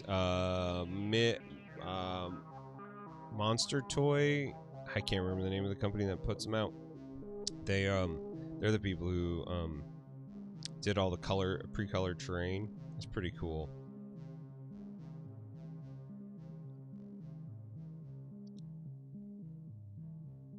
Monster Fight Club. Nailed it. Monster Fight Club. That's the name. You got it. Thanks, Marcus. Min-Max, I feel you. Wholeheartedly. That's one of my favorite parts of doing commissions. And plus, I love painting big models.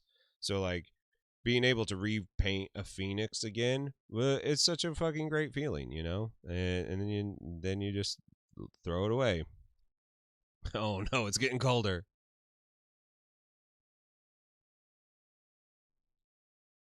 The problem is I have like in a real talk time, I have a hole in my soul, and sometimes excuse me, retail therapy is the only thing that fixes it.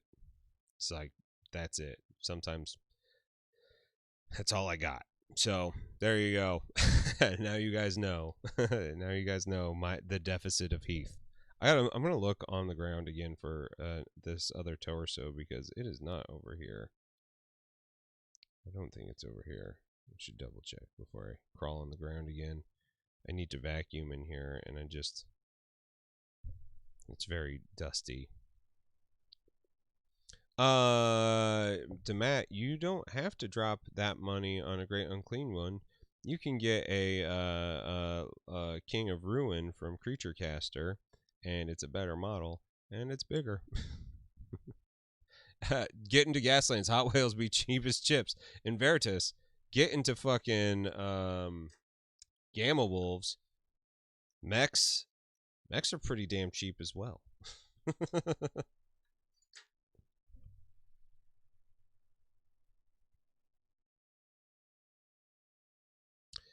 Did I ever get into the Salt Forge mini? I don't know that one. I don't know the Salt Forge mini. Okay, so Richard, let's talk mold lines. And let's talk mold lines on guys that are fucking throwaway models. One of my bigger complaints about the early Conquest stuff is they have huge seams. Huge. Like, look at that seam. But if you use it to be like a hard line, it almost looks like you have cell shaded something. So you just kind of play in it. So really the only mold lines I'm ever going to take my time to clean up is on like big character models, resin stuff. And shit like this I just leave because like it's not bad. There are a couple of these that had some flash on them that I would probably remove. But I don't spend a lot of time on that. Like, and especially don't get into complaint. It's a trap. Here's the truth. and I've seen this like tons of times. I've seen people take 20 hours getting their models seamless, and then the second they set it on the table, you can't tell anymore. When I did my last escalation league at Miniature Market here, people kept on commenting me about how beautifully my army was painted. I didn't paint my army. I had 2 models fully painted. The rest I had just I did a zenithal highlight, a zenithal prime, and then I used ink and just like I made a pink unit, I made a purple unit, I made a blue unit, and so I color coded my shit so I wouldn't get them confused. But they weren't painted. The bases weren't done, not painted at all. And once they were on the table, people walked over like, dude, your army looks badass. Like, dude, my army looks like shit. What are you talking about? Nothing's painted. And they're like, no, it looks great. I'm like, dude, like, and that's when I realized that it doesn't matter. It just doesn't matter. Like, I think we put way too much like pressure on ourselves to make good, clean models, but at the end of the day, nobody actually looks at your shit close enough to know. Like, I might because I'm like a judgmental prick, but nobody does. Like, I have won best in like tournament things on like generic painted models, like things that I didn't work that high on. So like, I think that we all need to be nicer to ourselves on that.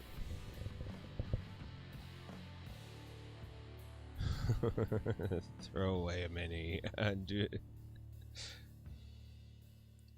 Man, okay, Johnny B. Apple, like I'm into Marvel models. I got Hulk that I really want to paint up like quite a bit.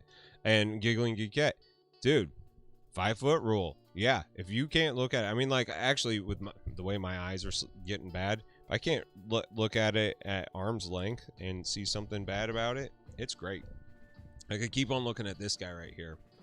Painted him up on stream the other day, and I'm like, I should really make him a little bit more vibrant. And then I look at him, on my shelf, and I'm like, or not, it's badass looking. Like, and it's not my cleanest paint job, but it's not the cleanest model. Like, you don't have to be cruel to yourself. Just enjoy what you've done. Like we all should,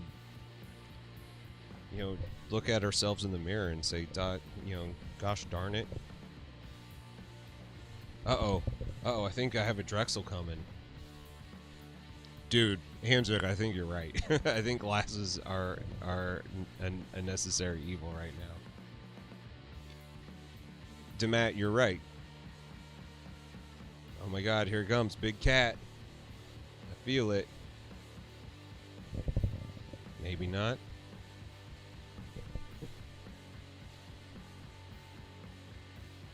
Okay, Richard, if you like it and you find it meditative, do it. Hey, baby. Everybody's here. Everybody's here in the murder basement. You guys want to see a giant cat?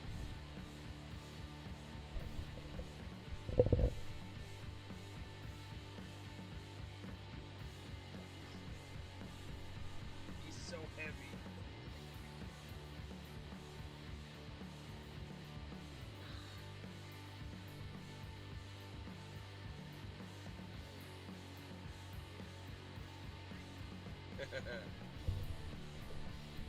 Here we are, just hanging, building models with this giant cat.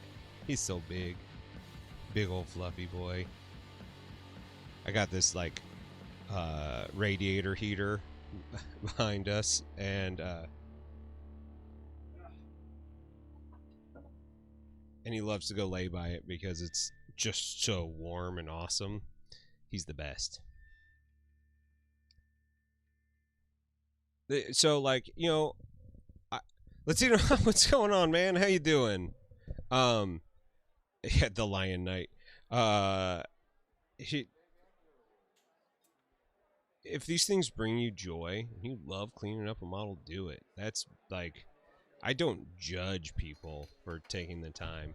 I'm just saying, when you have, well, now I'm down an army, so I only have 4 armies to work on. Then, like, you have to you have to make decisions on what your time investment is going to be. And so like I choose to, you know, especially on like the infantry guys that get blown off the table in one hit, like, you know, in Conquest, these guys, like, they can't even defend themselves half the time. They just die. So it's like, why am I going to make it so, why am I going to spend so much time on that shit? You know, if it's like a bigger model and, you know, like, yeah, we're going to get weird with it. We'll clean it up. We'll make more of a show of it. But I can't do that to myself on this stuff.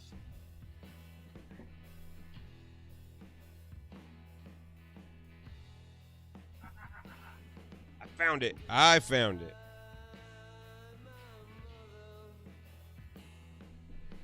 That makes me happy. -1 army heat, +1 army new meta. That's right. The fun thing about, like, think about when Scott interviewed with Vince for the Inside the Artist interview that he did. Scott sat there and critiqued his work so hard. He just tore apart his work. And like the whole time Vince was like, I liked it. I thought you did a good job. Nate, what's going on, man? And you know, it's just like, don't be cruel to yourselves. Enjoy your hobby. If there's nub marks and things left over, if you literally can't live with it, then clean it up. But chances are a week later you will have forgotten which one it is. I'm doing very well, Nate. I'm glad. Yeah, self-crit is the worst. I'm doing very well. We had a snow day here, and so I'm just working on my February thing. So we're gonna glue up these guys. I actually should grab my bases for them, because like now I'm at that point. Hold on, I'll be right back.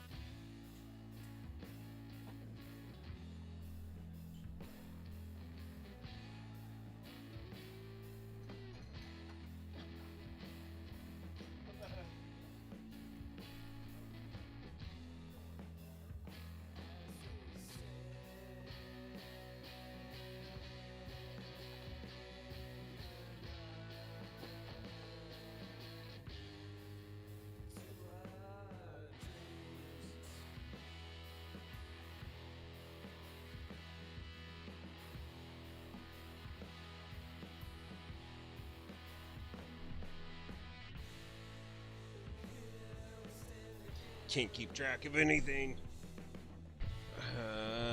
Somewhere. Ah, here they are. I found them. I'm back. Guys, this shit. Gallifire, never strip. Yeah, man, dude. I have only done a couple models in my life that I've been like, that needs to be stripped. And even then, I don't believe in it. All right.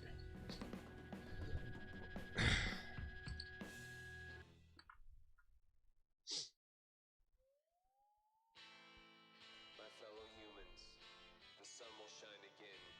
I can feel it coming over the horizon. And it's as beautiful as it always was, because we have all made it together. Glue basing stuff. Yo.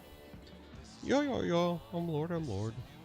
I've been going back and watching South Park again. And when Stan's dad, Randy, came out as being Lord, that shit, one of the funniest things ever.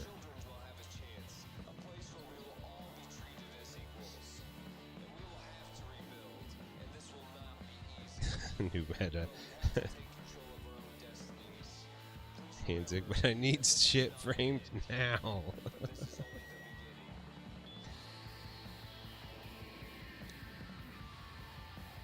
Demat. That is fucking galaxy brain thing. No need to strip if I didn't paint. You guys. I know I've said this before, but my life is so much richer with you all in it, and I appreciate you all being here. It's fucking gold. I need your guys' levity.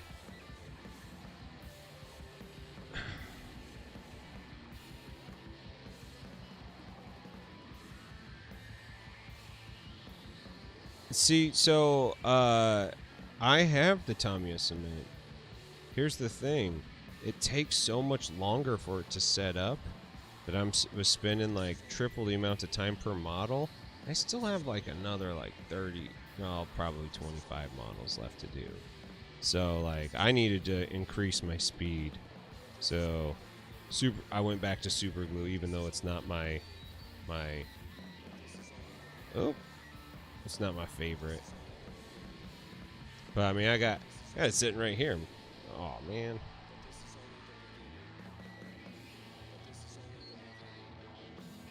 Got my extra thin quick setting, and that's even not fast enough. And I made some super thick. Liquid nails, why not? It reminds me of MinMax's TikTok that she made, where she dunked a model in fucking latex house paint.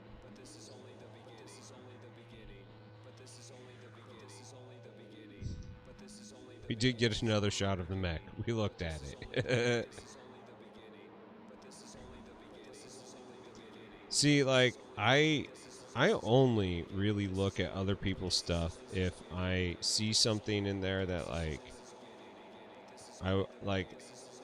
if I want to learn how they've done something. That's the only time I'm looking, like, really, like, close at anybody else's work. Otherwise, I'm just enjoying it for what it is.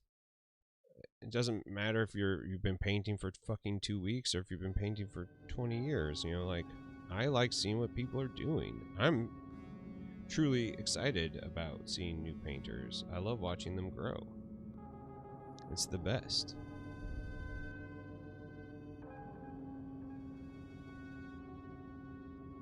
What's the stuff with the orange lid? I don't know if I've ever seen that. Definitely not at any of the hobby stores that I got at. Is it super fast?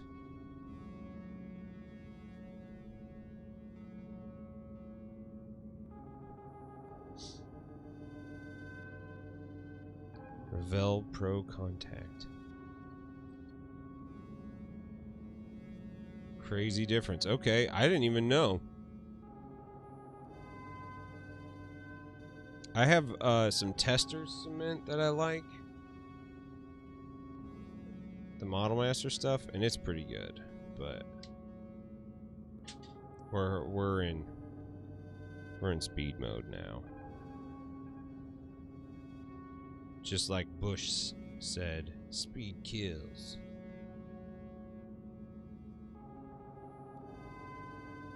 It's a thicker grips. Okay.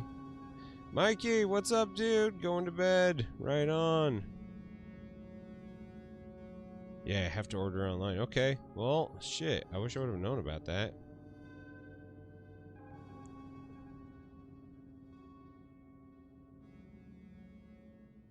What I like about the tester stuff is it's like when it grabs, it's like melting the model in half. It's such an intense grab.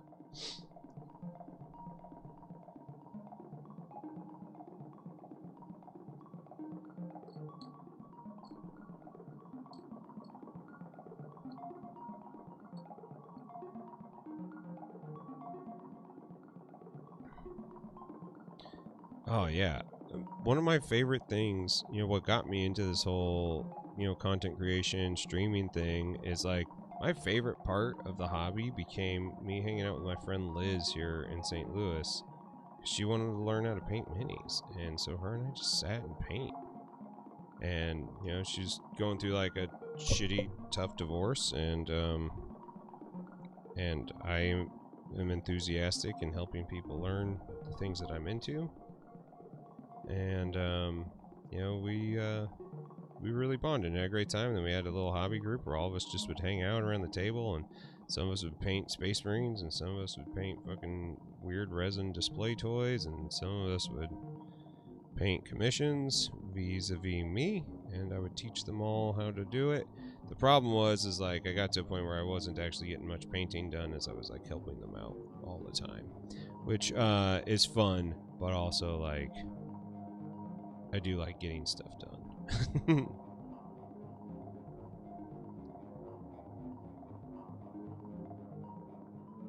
Dude, that's great. And like I watched your video about like how you updated all your stuff and have been working on it, and that was really inspiring. I'm glad that you have fun with that. I still don't like that. That's like my least favorite part. Aw, that's adorable. I love hearing that.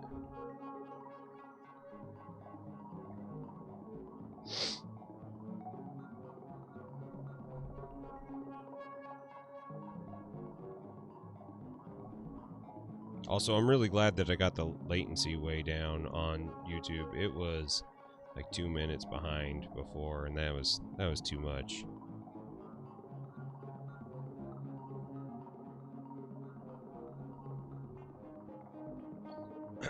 Oh my god, the smell of super glue is burning my eyes.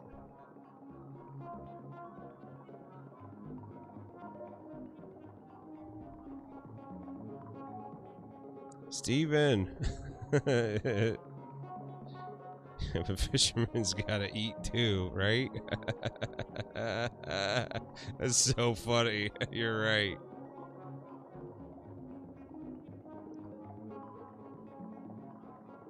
It's your get out of jail card.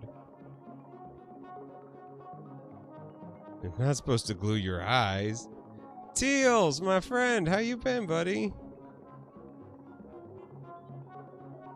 Sorry I haven't been catching your streams much lately. Every time I'm gonna do it, I am either like neck deep in a Binding of Isaac run, because I've been busting that out at night while watching TV with my wife, or I've straight up fallen asleep on the couch. It sucks. Gotta wear my eye ventilators.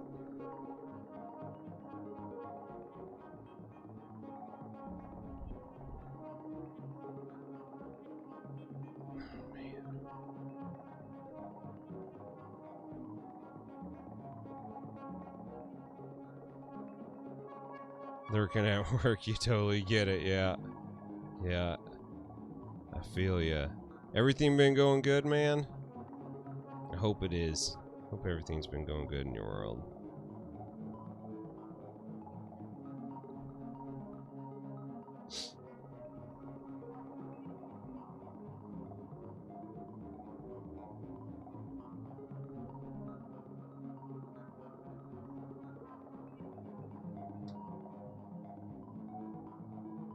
Oh.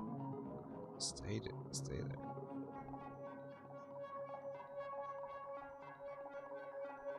Okay, there we go. Alright. 6 more bases.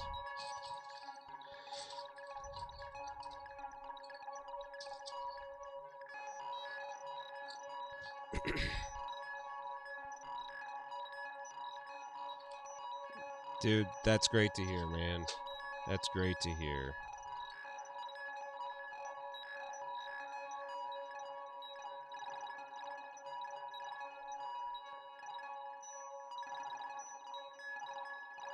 I guess right now I'll take the time to promote the show a little bit.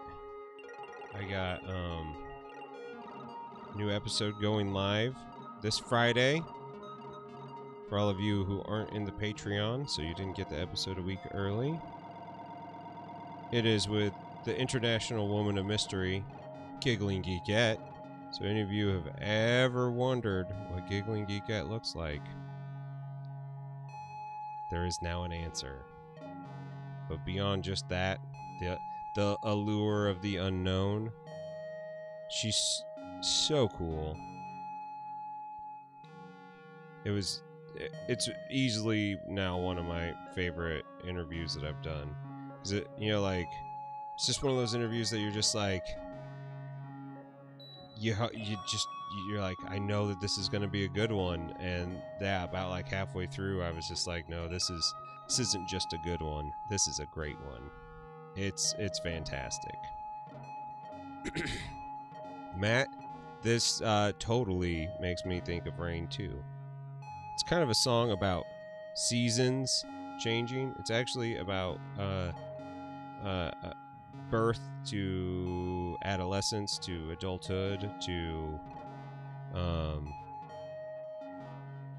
the last points in your life.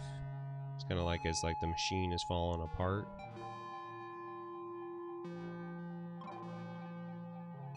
It's pretty cool.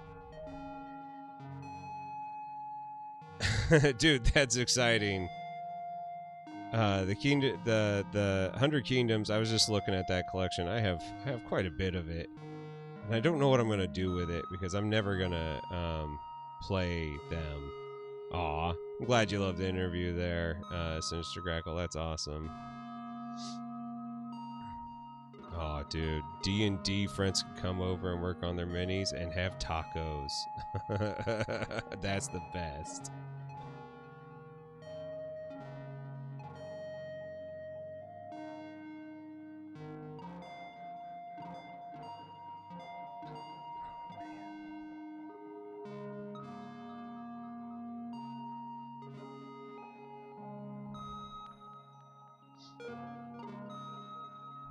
Army grows one by one.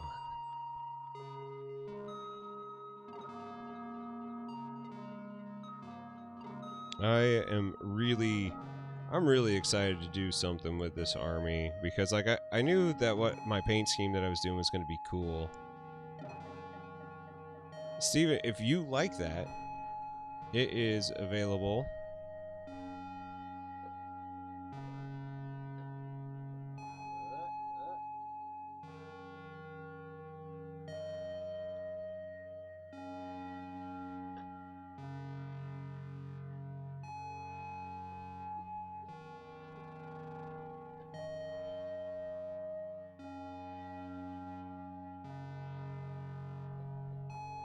Right there. You can download it for free.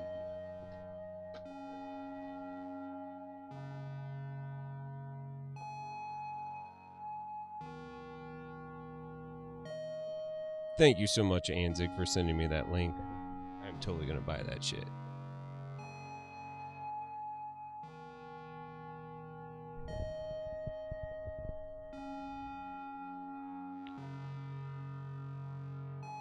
Dude, I love the Nords, and they just announced the trolls for them, and I'm like, oh shit, trolls! I'm stoked because we got like fucking werewolves coming soon. It's gonna be like, I'm geeking out. I'm ready. I am ready for them. Okay, so we have let's get the ones that have dried the longest up here. This is how I work. Trying to make sure that everything is set up before I start wrenching on it.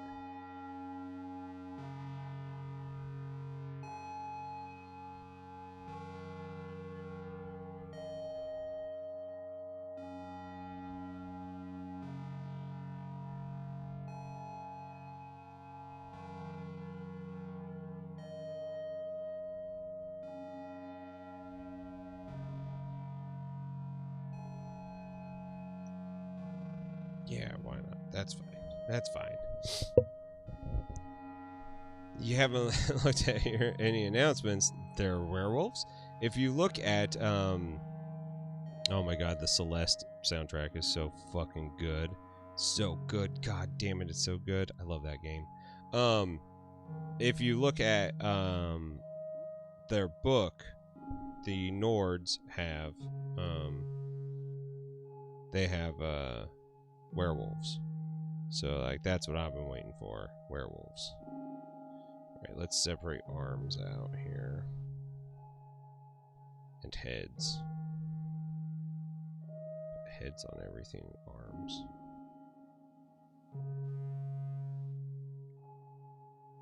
Like the cool thing about the Nords is like they've had to like live hand in hand with all these like crazy aliens things and monsters for so long that they're just like they're just tough mothers. Giants, trolls, werewolves, yeah. I highly recommend, and actually, hey, check this out. All of you Twitch viewers, I don't know how I'm going to do it for YouTube guys and for Facebook people, if we have anybody watching us on Facebook. Leandros, Leo from Conquest Parabellum Games, is going to give away this right here is what I would clean up. Like, this has got like mega flash on it. This is one that I'll scrape and mold mine on. Leandros is going to throw in some giveaway books. So I'm going to do a giveaway per week. So there'll be 3 books, and then the final week we're going to do a faction starter for First Blood on the final Sunday, which is the 28th, which will be hopefully the day that I finish up my last model and in my Turnip 28 challenge. So I'm pretty stoked about that. I'm thrilled to have the support from them, and I'm glad that they're excited that I'm taking the time to work on this army. I don't need another army for a game I haven't built yet. Yep, that's right. That's right. That's where I'm at. If you'd like to support the channel, you can follow my affiliate link.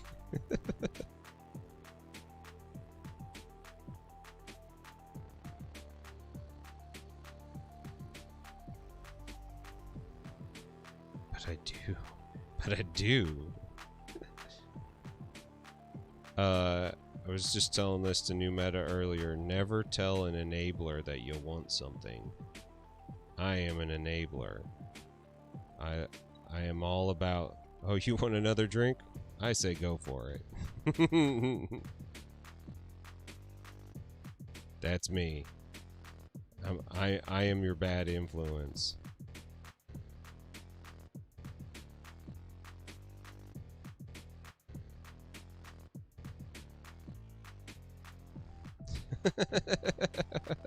Yeah, I will help you find all the stuff that you want, and I will find ways for you to justify spending money on it,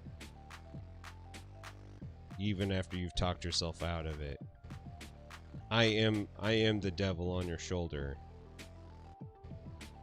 but I can be the good guy on your shoulder too. But also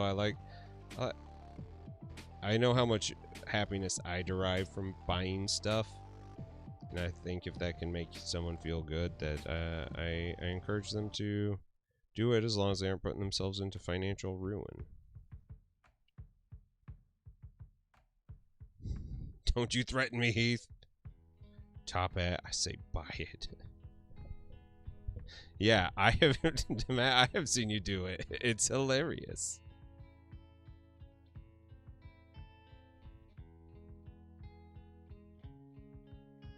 I love you all, and I want you to be the happiest that you can be. Just don't go into financial debt doing it.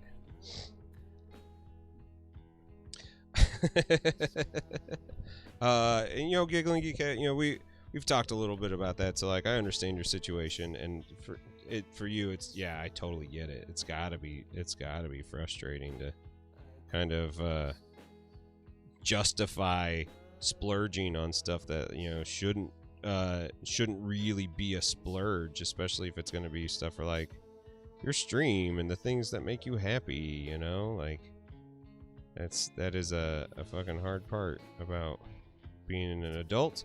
Also being an adult with a very debilitating you know, condition. So I feel ya.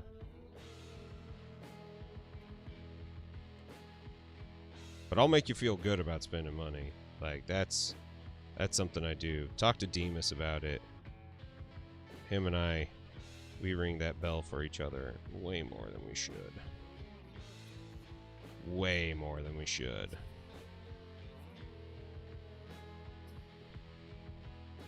Don't go into financial... Yeah, unless if you really want it, and then do it. I'm also a big fan of don't go into financial debt over it unless if you have things that you're going to be selling in the next couple months to pay for it, which I've done multiple times. Sold my entire retro video game collection that way one time because I got into modular synthesizers. Turns out those things are expensive as fuck.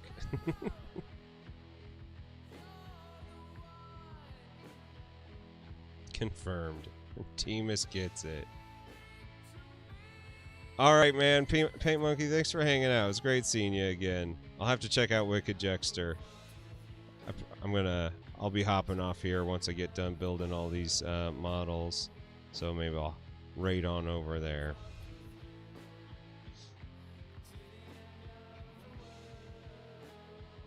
Yeah, Demat, I actually fucking feel you there. Oh, hey, Hootie. I missed you there. How you doing?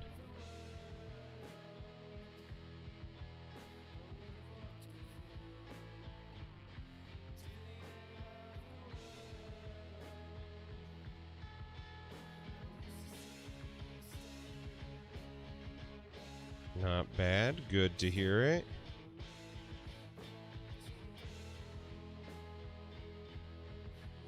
Oh, I think I hear a snowplow going up and down my street. That'd be nice. Or it's my neighbor's truck.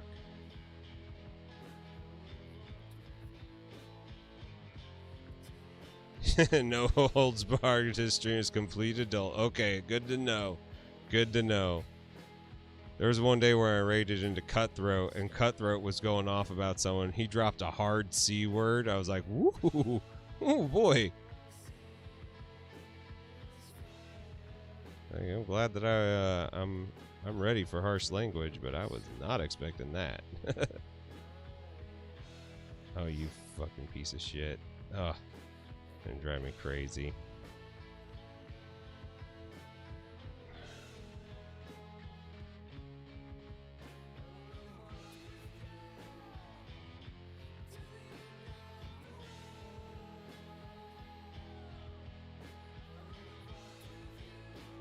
All right, Demas, Paint Monkey, you guys have a good rest of your day.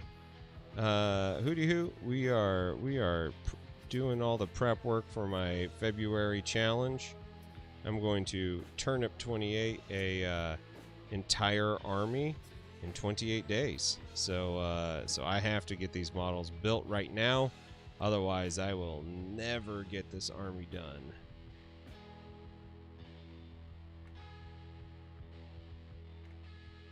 Oh, that accelerator is the best.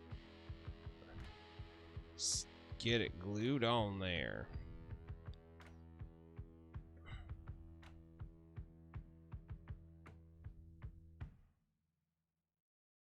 Okay. Nope.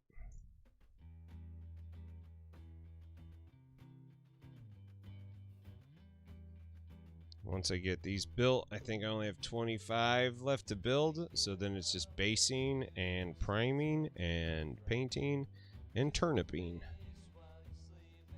which I'm pretty excited about. Models are from the Spire faction in Conquest: The Last Argument of Kings. They're the reasons why I got into this army in the first place.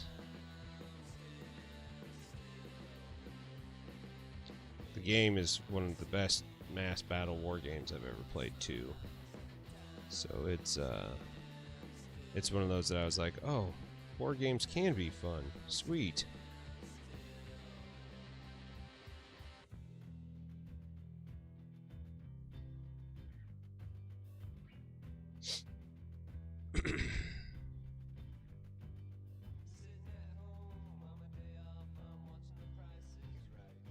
All right.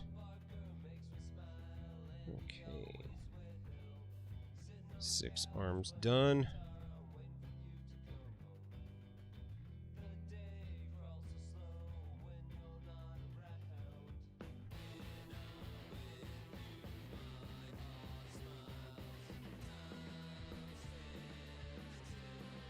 Just move this over here. Tell ya.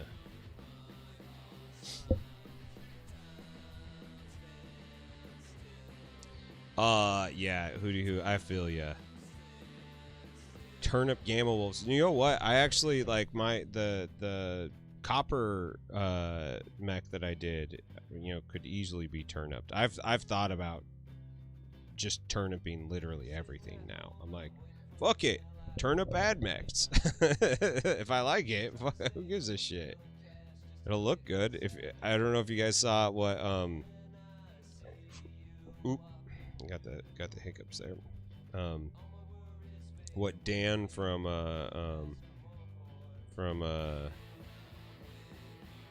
what's it called? Havoc Cast did. He's been doing like Wasteland Space Marines, and they're awesome. Like, totally look good. Okay. Turnip Gamma Wolves.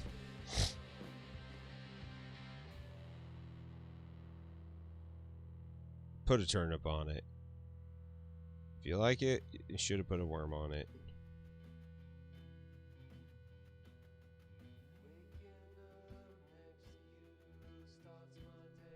Part of me misses the worm background.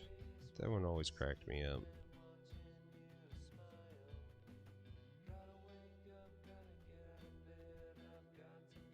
Oh, the Wasteland paint jobs are really fun.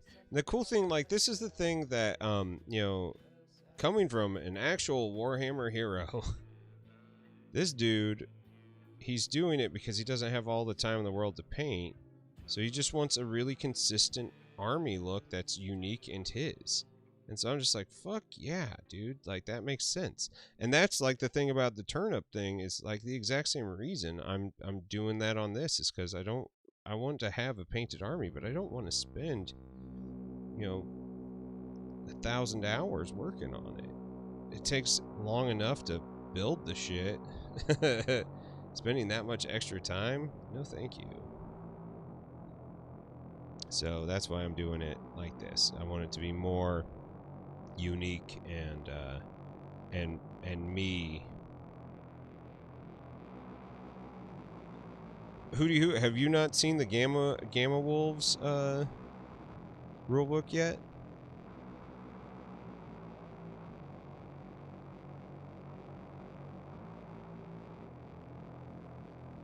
Oh, you did? That's right. I thought that you did. That's awesome. I've listened to a bunch of them. He's such a fun guy. Oh, man. So, Ash Barker, Gorilla Miniatures Games on YouTube, he just orked the shit out of it. Fuck it. He just released a brand agnostic mech game all about like apocalyptic mechs going out and trying to fight over materials in the wasteland, called Gamma Wolves. It's awesome. It is a fantastic rule set, and I'm like stoked to play it. And so like the mech that I did the other day that I copper leafed, that was for it. Gallifire, dude, take it easy, man. It's great seeing you. I'll check out Miniatures Den.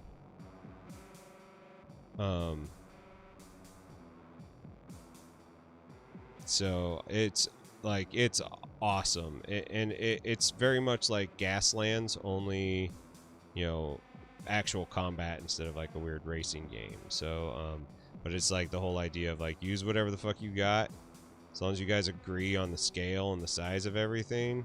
Like just play the game, and that makes me really happy.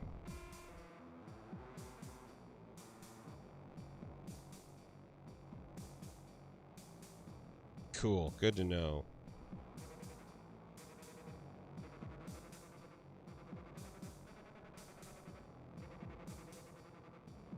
Don't flake out. Did you not see that? Well, once I glue these arms on, since I've got glue in the works here, I'll pull it out so you can see it. Anzik, have you not checked out Gaslands? Dude, you would love Gaslands. That game is built for you. It's a project.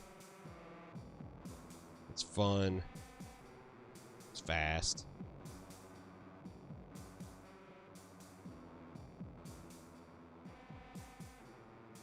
It's cool, but it's tedious. Yeah, I feel ya.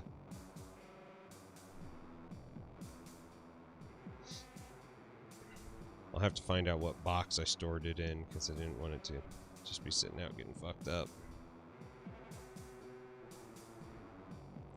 Your store's just 40k anymore? Yeah. And you know what? Like, if you go down there and you, like, make friends with somebody, I'm sure you can find somebody to play with. You just have to, like, show them. Dude, Miniocalypse! Oh no, what happened? Are you alright? Is there an electrocution or a minor explosion? I've seen both things happen while welding.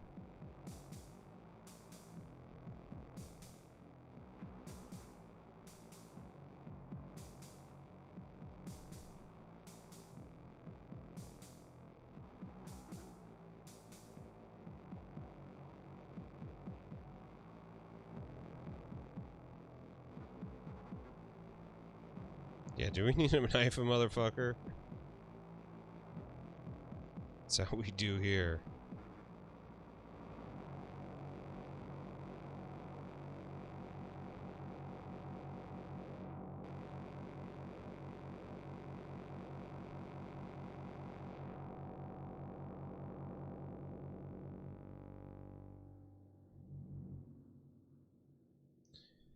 Alright, so teals. Do I clip and then clean? Sometimes. Here's the real trick about what I'm doing right now, because I'm turniping these and they'll be like covered in a lot of dirt and like texture paint. Like, I'm not spending any more time cleaning these than I have to. If they have big ugly nubs, I'll take them off. But for me, I'm not gonna spend any time on this army cleaning it up a whole lot, because during the paint process, I'm going to cover up tons of it. You'll never see it, and if you do, like, you're a dick for looking that close. That's kind of the way it goes. Sometimes, I'll build, especially if you have like nice clippers, like these nippers are fucking amazing. You know, like this little guy here, little nub. Once I prime over that, you'll never see it. It's just like so small, like, and it's in like a place that isn't like on their face. You know, like I just don't take the time to sit and, you know, glue it up, because these will not. It'll be a display army, but they individually they won't be display pieces. You know. Let me grab that copper guy real fast. Oh Jesus, dude. Oh, dude, that's terrifying. I'm so sorry. I'm glad that you're all right. I'm glad that you're all right. That is the shit that like haunts me about welding.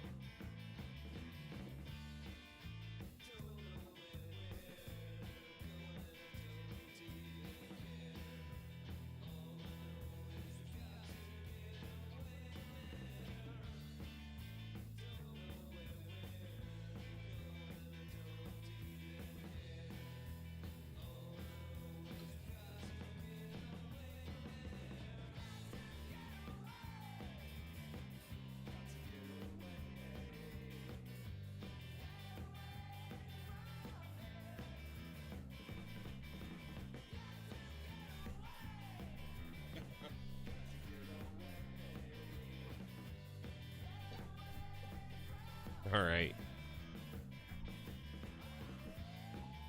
Nah, dude, you gotta vent. We're here for that. I have no idea where my copper leaf guy went. I put it in a box and now I don't know where that box is.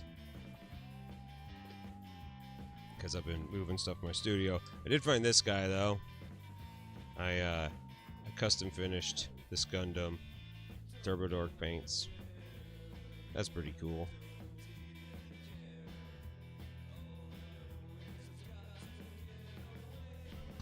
So, there's something. Show off for my time being away from the screen. Yeah, I have no idea where I put that thing.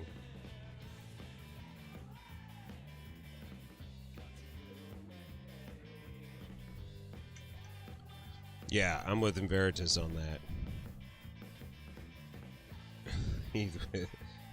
Turniping. Dude, turniping is a word.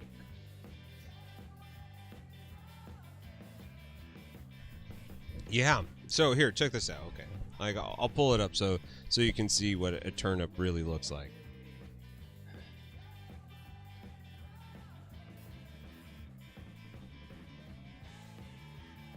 This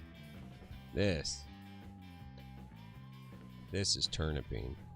This is how you can clip models and not clean their nub marks off. Because we're just going to do this to them. We're going to get crazy with it. It's going to be weird.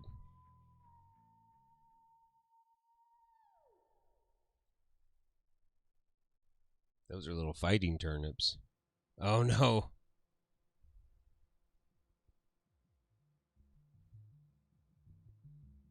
Dude, I'm so... Miniocalypse, I'm so sorry, buddy. That's fucking terrifying. Turnip 28. Turnip. Turniping it.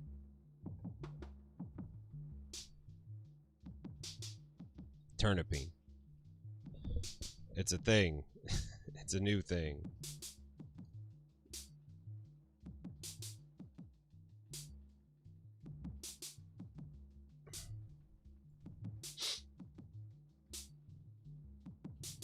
So there's only 24 models? Jeez. Still pretty good. 24 models in 3 hours? It's not the end of the world.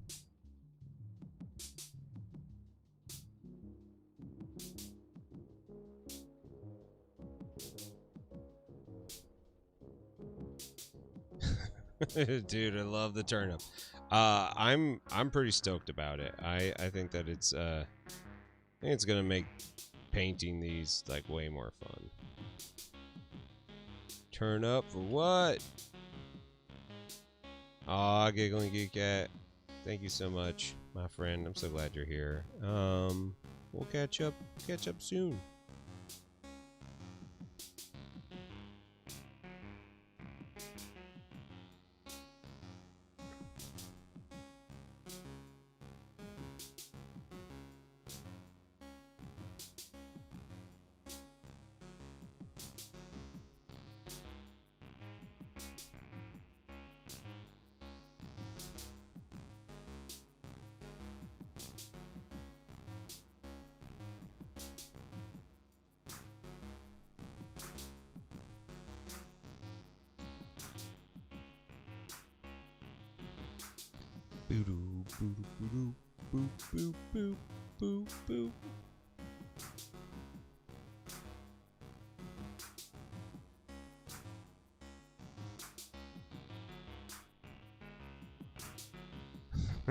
Turn up for what?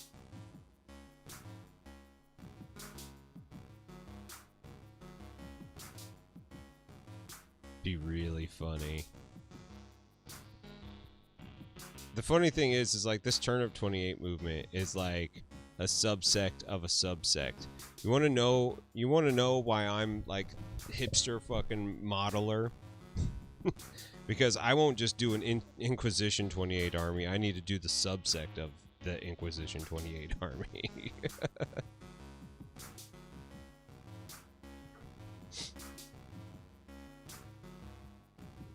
I'm that motherfucker. Yeah, but have you heard their first album before they were signed?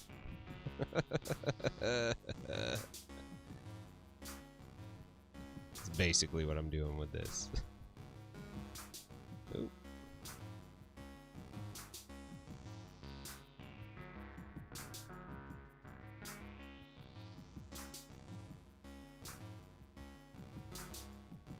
Alright. Put these arms on.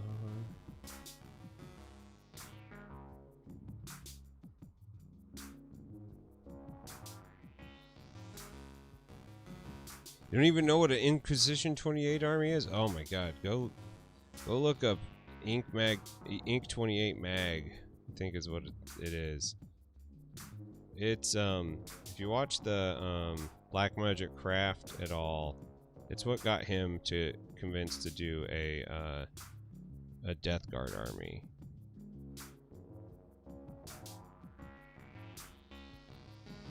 It's basically Blanchetsu style grimdark stuff.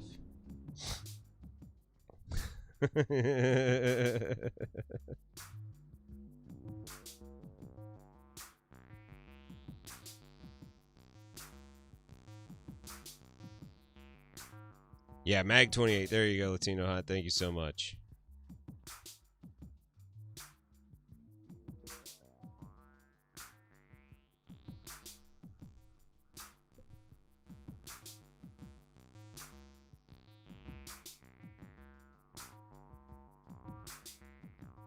One of my favorite lines from the song Bohemian Like You by the Dandy Warhols was I haven't heard your band. I hear you guys are pretty new.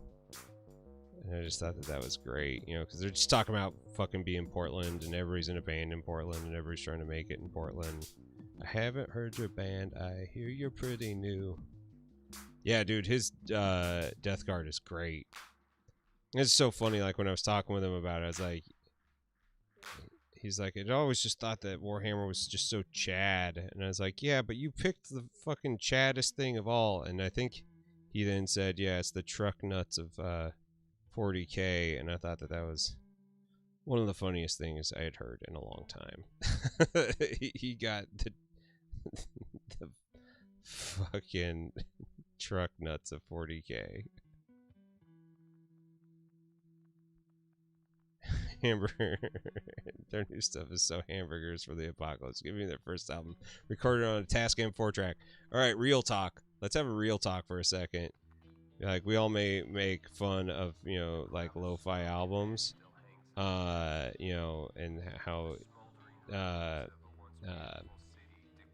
you know, hipster they are.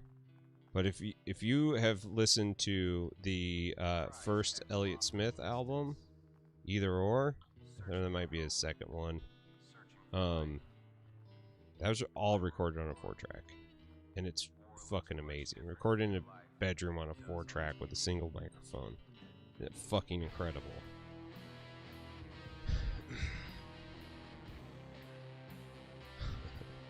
Fucking lo-fi.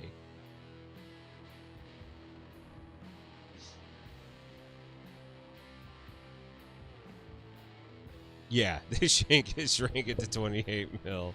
That was a weird choice of theirs to do that. Like, I mean, I prefer the bigger models personally. Like, I like that Judgment's bigger models, or it was. But like, also, like, way to be weird, guys. Can't fucking use that. Yeah, Either Or is an incredible album. It's an incredible album. One of the best written fucking indie albums ever.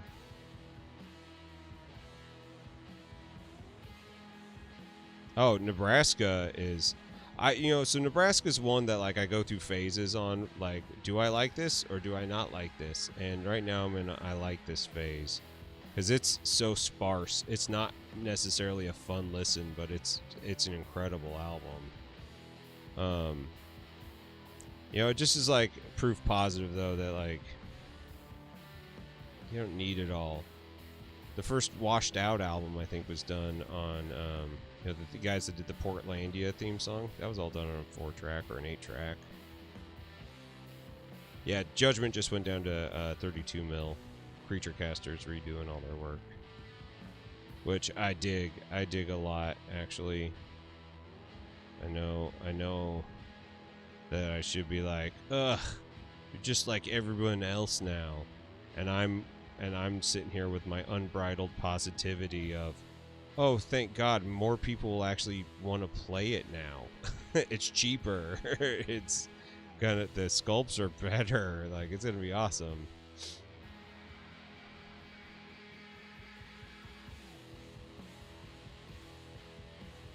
Paul Hardcastle. I've never heard that.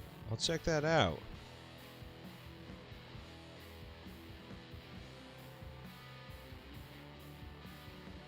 Grackles heard it. It's so funny. We got Stephen Looney and Sinister Grackle. I've got fucking 2 birds going back and forth on different platforms. That's I don't think that's ever happened before. Yeah, Judgment's going down to 32 mil. So instead of $50 a model, it's $20 a model. It's going to hex-based movement, which I actually am all for as well. I mean, tape measures and stuff are cool, but slow a fucking game down.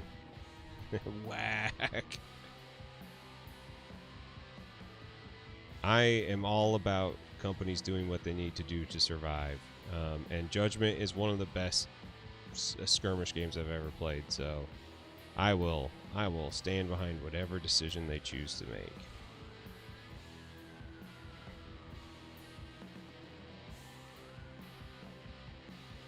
Because I want it to be around. I want more people to play that game.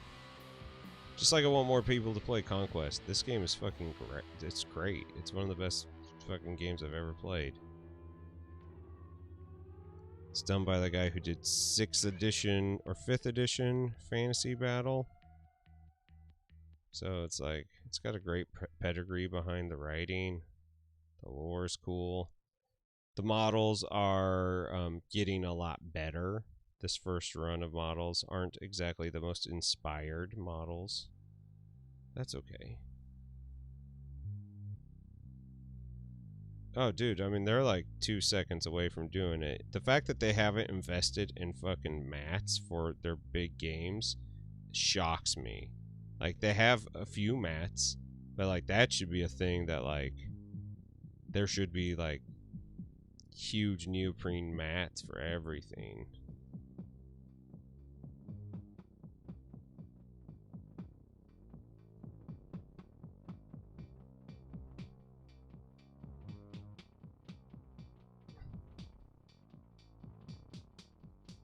Oh, a little too much glue there. That's fine. Change the bases to hexes for it. That would be fucking crazy. You feel a bit like Hank Hill when I bust out the tape measure. Yep. Mm-hmm.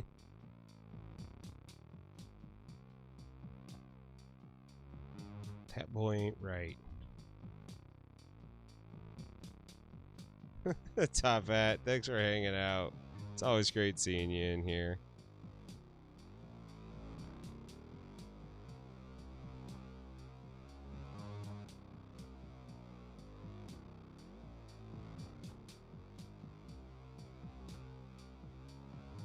I forgot. I did it wrong.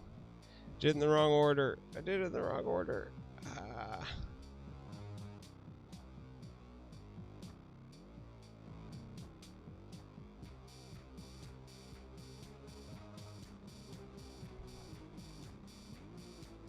Yep, that looks like a 7-inch charge to get in. Mm-hmm.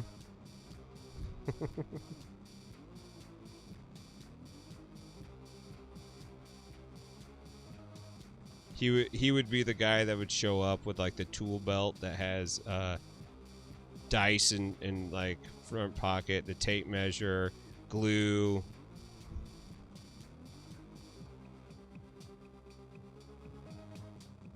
Do people wear tool belts when like playing tournaments? Because that's something that makes total sense. Or Dale. Dale would be whack. He would fucking want to win at all costs. He would cheat the entire fucking time. And he would enter the tournament as Rusty Shackelford.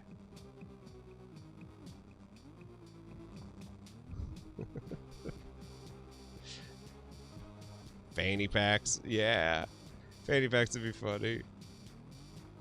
When I went to the range the other day to shoot, they asked me my name, and I looked at them. I was like, Rusty Shackelford. And they looked at me like I was a fucking idiot. And I was like, it's Heath. Here's my ID. Like, even my wife was like, what are you doing? Rusty Shackelford. Oh man, it's one that I think I've rewatched King of the Hill so many times now, and I'm just like, I can't fucking believe it. I can't believe that this show actually existed. Cha cha cha! Pocket sand.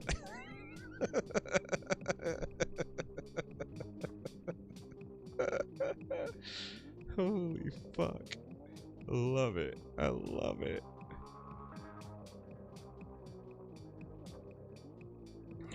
It's just like, it's just too good. Gluing up an arm.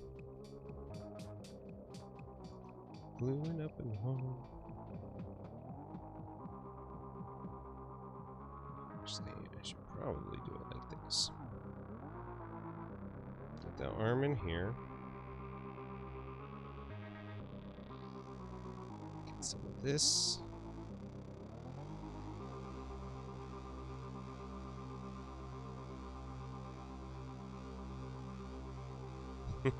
Best sneak attack ever.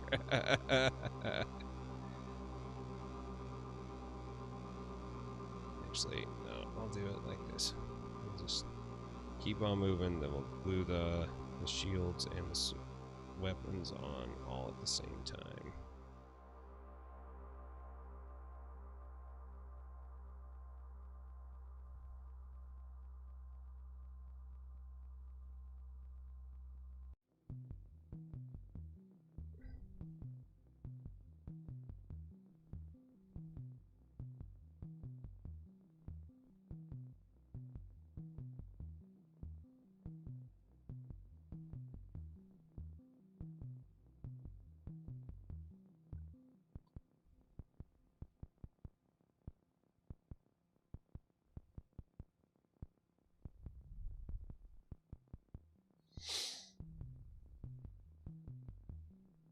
Again, thank you all for hanging out.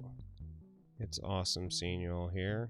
I don't normally stream during the day. It's nice being able to do this. Stay entertained while doing the more monotonous part of this project. Some of the things I'm going to make sure that we have set up for when we do the next part is we're going to make sure that we have my airbrush booth set up right, so while I'm airbrushing stuff you can see that. And I probably will set up another camera for when I'm getting to the point where I'm like gluing stuff up. I don't know, should I? One of the things I'm not sure about is like how turnipy am I gonna get it? Oh, John Redcore. John Redcore would play. Absolutely.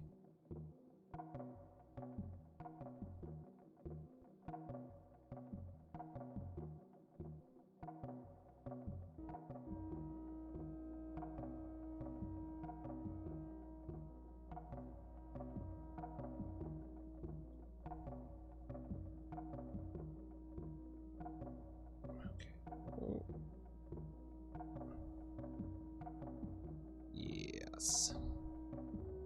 Yes. So this is the stuff that I'm going to use to get it all turnipy and rooty looking.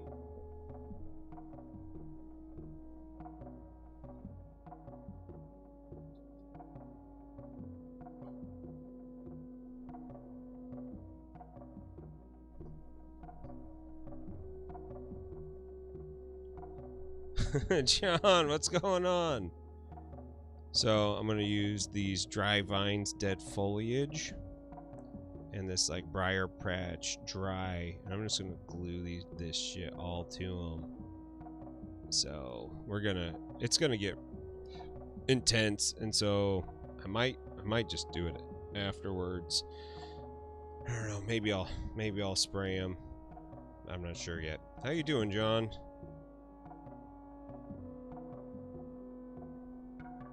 He gets snow weeks. I don't even think it was supposed to snow today. Like, I don't remember it. And so, like, none of the roads were treated here. It's just really slick out. Plus, it's... Oh, that's a really good idea. My wife's always eating grapes, so I can get those.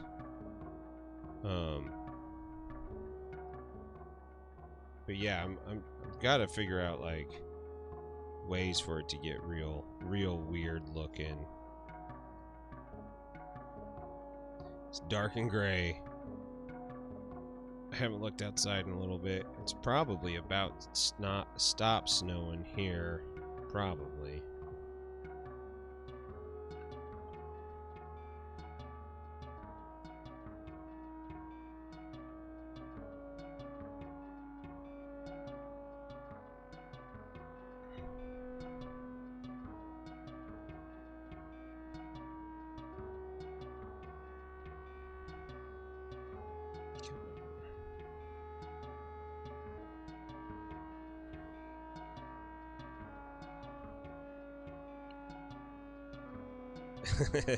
That's what I love about these like live streams is like one comment like that just like changes the way that you think about that.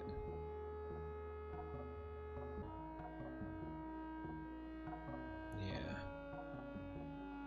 Sinister Grackles said that. Well, I thought that was John. I'm telling you. Sometimes my brains are fried. Fried time.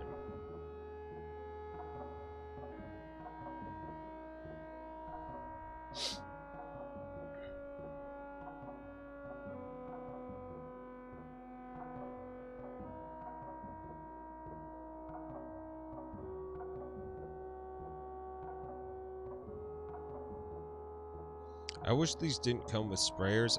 Do you guys remember those old iodine bottles that just had glassed wands of pain? So when you got cut as a kid, parents would just like rub iodine into your wounds. That's what I want for this accelerator stuff, is one of those. Just a glass wand. Mod Podge matte spray. Yeah, I think you're right. I think part of what I'm gonna have to do is I also think I'm gonna have to get some super thin super glue so I can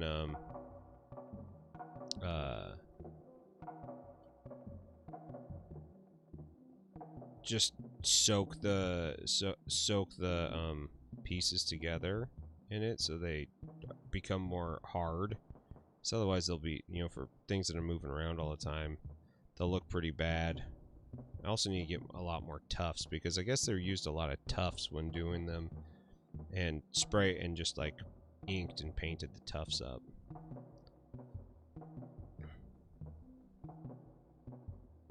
Do this. Blast through a bunch of these.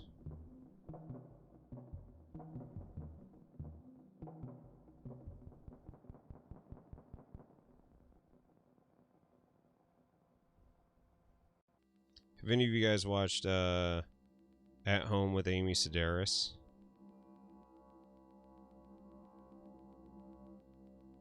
It's on HBO Max right now.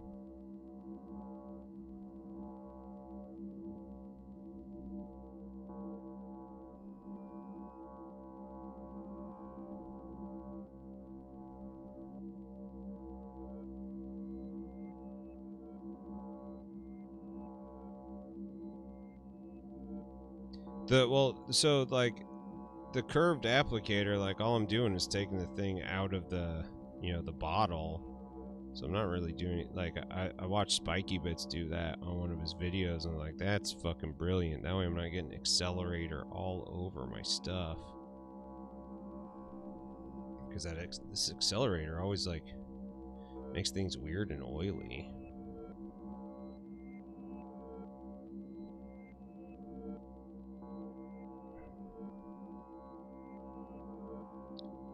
Wes, what's going on?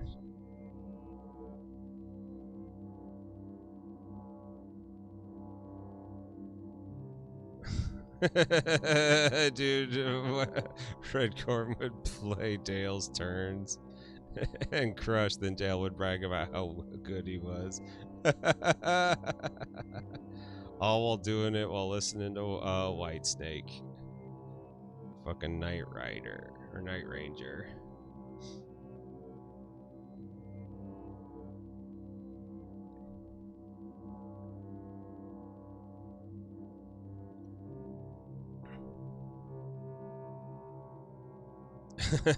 Yeah.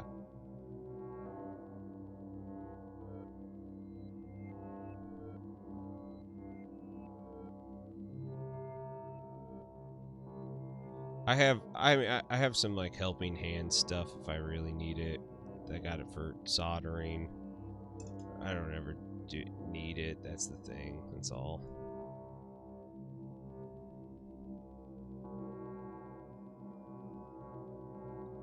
All right. Okay, get it in there. Get it in there.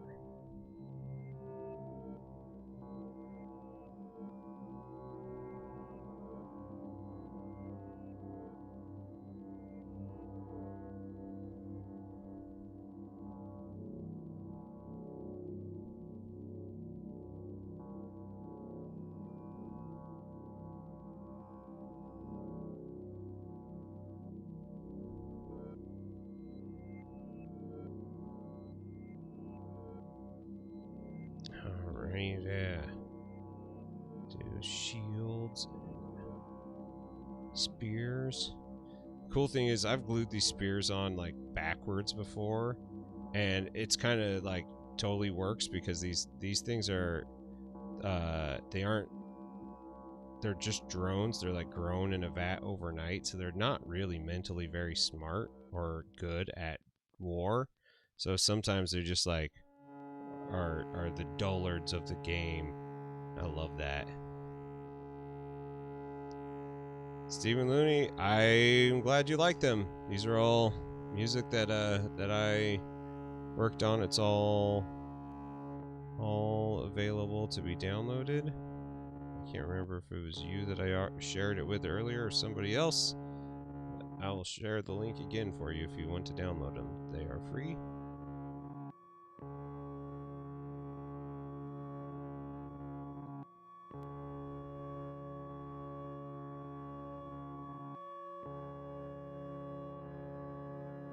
It's all stuff I made on my modular synth, and hell yeah, kudos, right on. Might have even been the last thing that I typed in there. Let me see.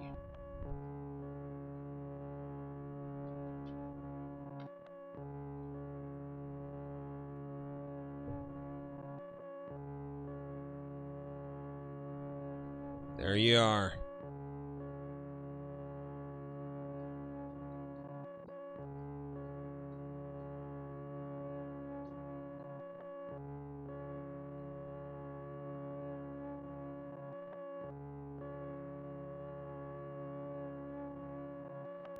Cool.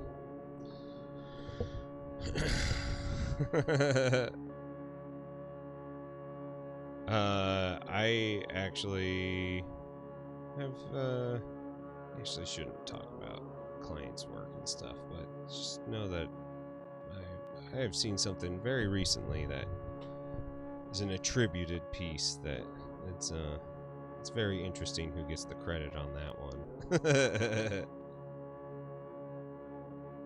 Okay, we're gonna do shields next, and then spears around the shields.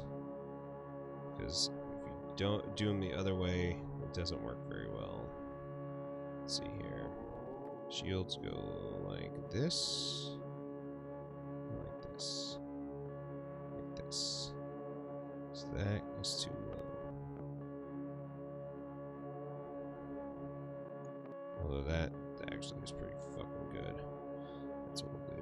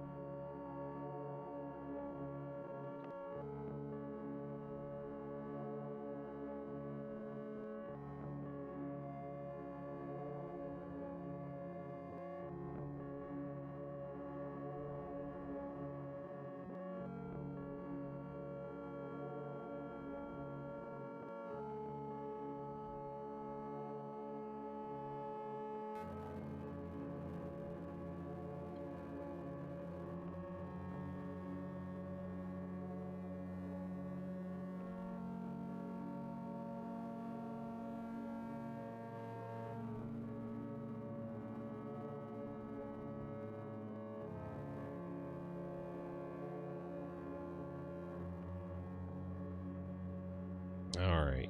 Alright. First one done, and I almost glued my finger to it.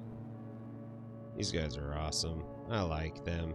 They're so cool looking.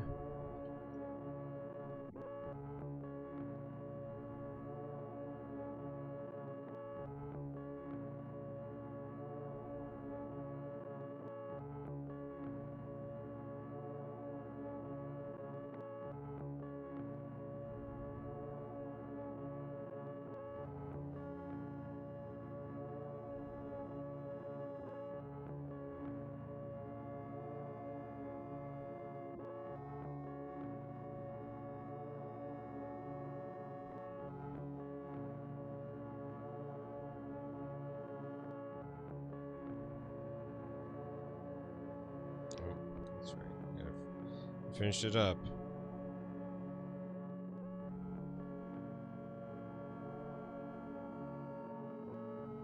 Yeah.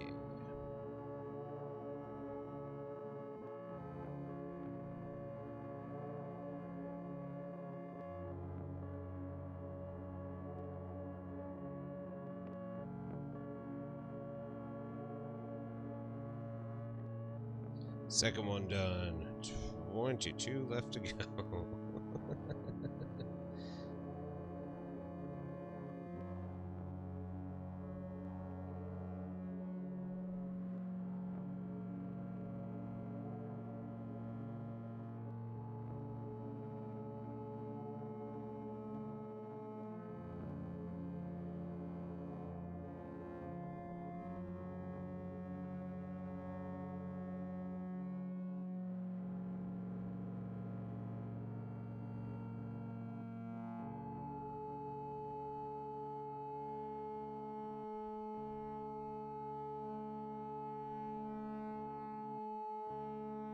It does feel it feels pretty liberating being able to work on something and not have to be like super concerned about the final outcome. Like I can just do it, and whatever happens happens, and if it looks good it looks good. If it doesn't, I will make it look good. I highly recommend, if you all haven't done something like that where you can just, where the mess up can be the benefit, I say try it. It is liberating for sure.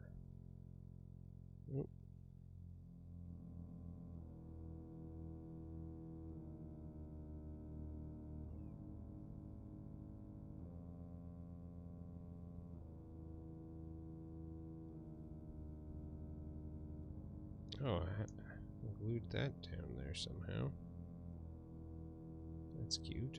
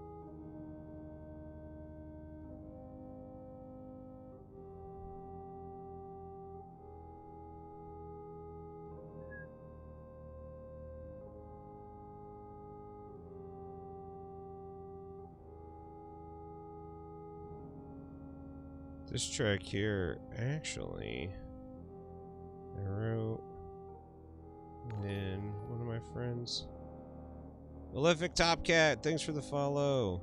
I wrote for when one of my friends' parents died.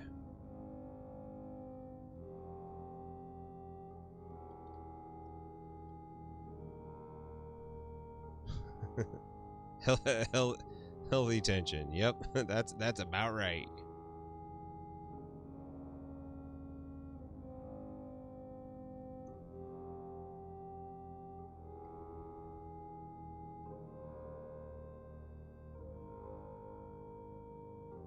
You know, and like all these tracks are like things that I just never got around to finishing. There's stuff I started, things that I you know, I appreciated what they were, but also like I didn't need to invest a whole lot more time into them.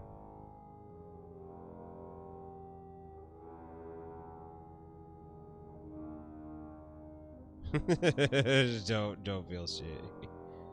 Yeah, it's very dirgy. It's kind of meant to be like, it's very cyclical, and you know, and it gets a little intense and out there and destroyed. But it's kind of just like one of those ones that I like. You know, there's a beauty to it, but also like it's very caustic. You know, it's not enjoyable to listen to, and you know, and that's like one of the weird things that like, you know, I can use that as a really good excuse to not write good music. But you know, when you're working in modular synthesizers, you know, you're kind of more of a pilot instead of an instrumentalist. And so even though like you might actually you know what you're doing, the outcome is always going to be weird and not necessarily what you intended. So I'm very much into the like using this as you know, an exploration of sounds and textures, and not really thinking a lot about whether or not it is good. And you know, because like it never has to be played again. I never have to put the time into it to do that ever again. And I think that that's pretty important to the creative process, is that I was able to just do it, be done with it. Morose and melancholy. Yeah, exactly. Exactly.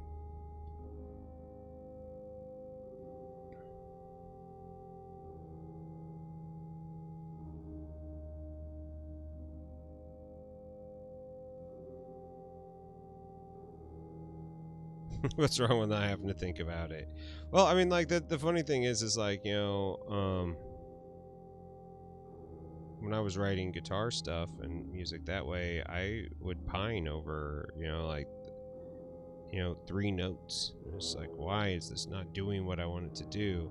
And this and now, like with modular synths, is just like, no, it just needs to be, what it needs to be. And that's it. Stop killing yourself for it. And it's really changed my enjoyment with the hobby of writing music and enjoying that part of my life again.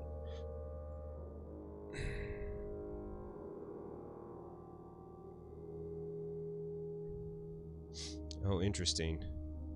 Imagine a single note song but expanded into in a universe. I mean, that's modular synths in like in their totality, absolutely. That's why I like modular synths.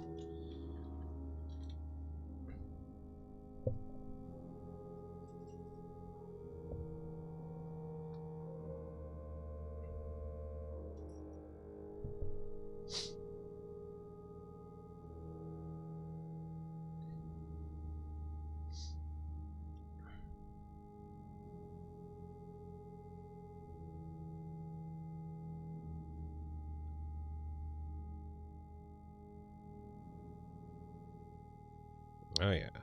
Oh, you bastard.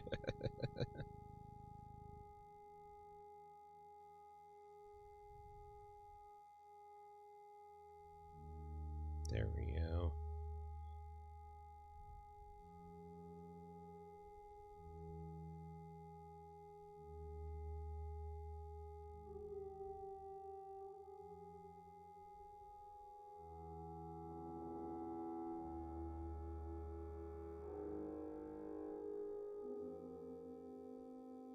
There's some really interesting pieces on this. Like, it was weird going back and pulling all the songs to put on an album, because they're all just like weird things I did on YouTube, and so I never really like recorded them. They were literally like 1-track recordings off my phone, and it was cool getting to see them in a different light, you know, like in hearing them like for the first time since I performed them, you know, I saw them very differently.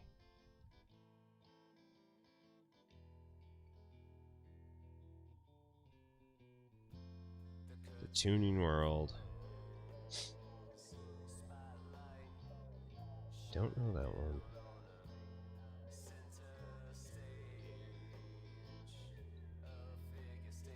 Do not know that one.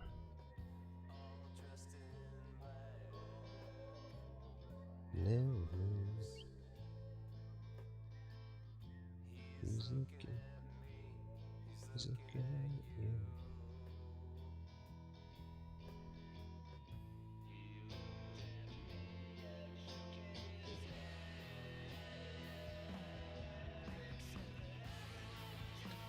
Can't help it. I got total OCD. I have to make sure I have the one where the thumb is facing the wrong direction for the throw.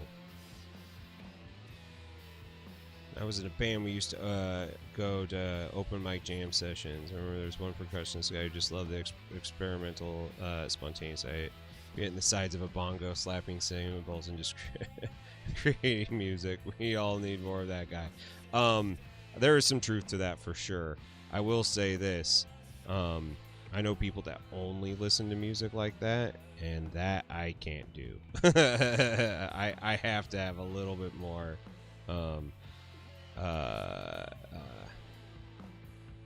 forethought to my music. Oh, you know what? I want to do it like this.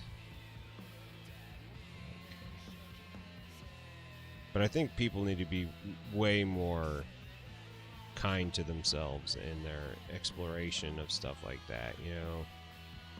Instead of like the posture, like that everything has to be perfect the first time or presented in a perfect package. I think we all would benefit from seeing more people just doing instead of forcing things to happen.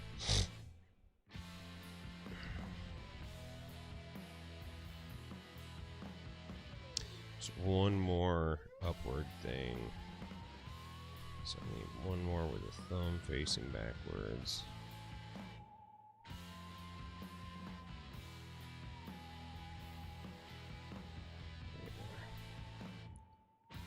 Acoustic ecology.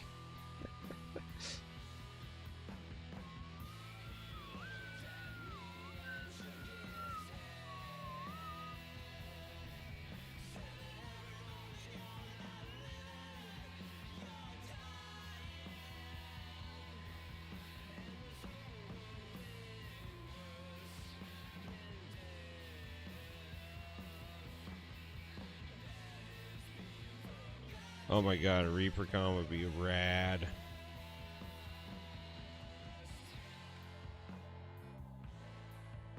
Here's the goal, the long-term goal for the Murder Basement come 2022. I've grown this channel, the stream, and the podcast to a point where we can do like big party hangouts at like Adepticon or Reapercon or something.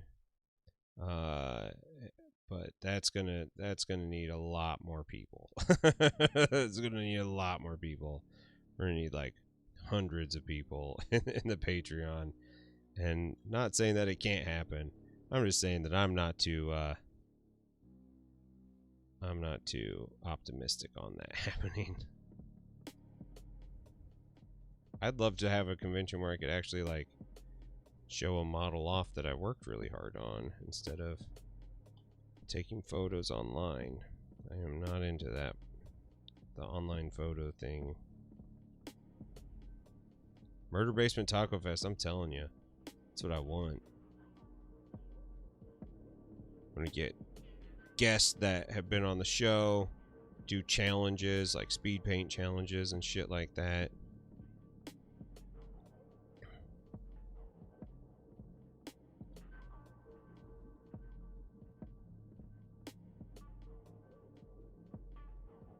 It would be awesome. Sponsored by Turnip Fest. We'd have to. It'd be Drexel Fest, DrexelCon. All about my giant ass cat.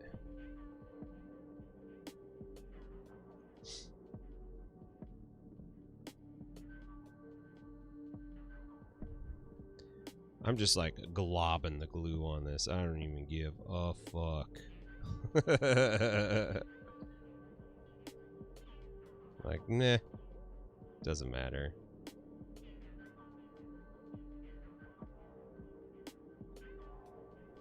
If you book them, they will come. Don't use your Wayne's World 2 logic on me.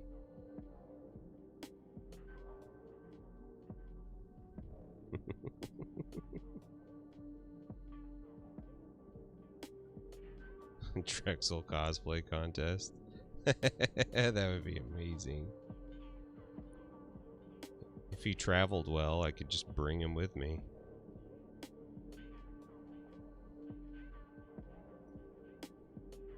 I just don't think it's a smart idea taking a cat with diabetes around like that. He would not do particularly well.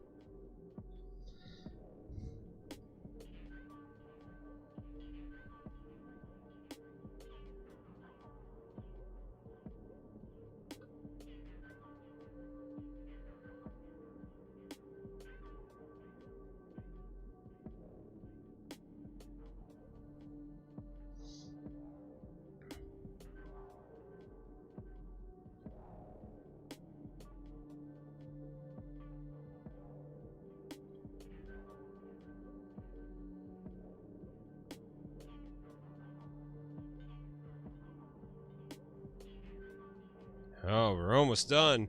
Thank God, my shoulders are all tight. I'm hurting. I'm hurting.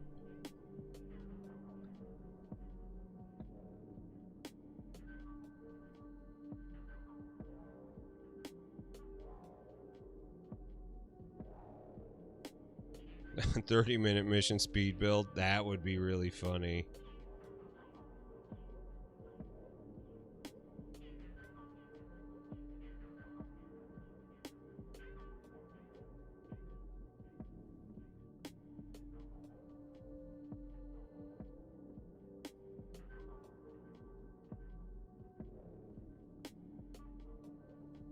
That would actually be...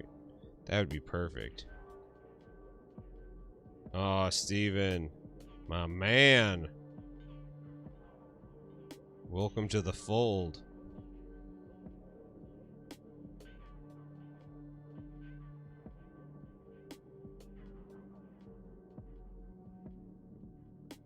I love the idea of getting more tacos in this world.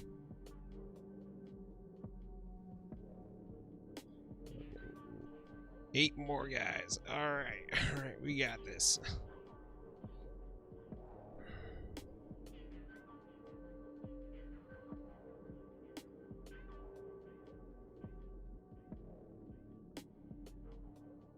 You guys are talking all my favorite stuff. I love it.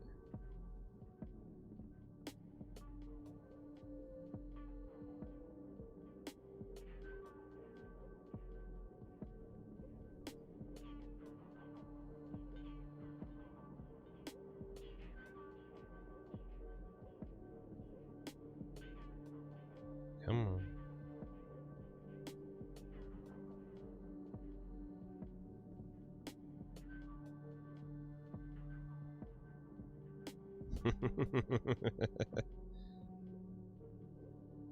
That would be rad. Again, Drexel Pinata.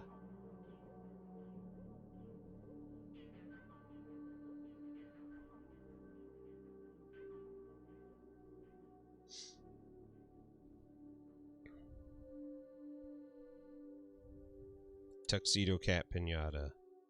That's when you know it's good.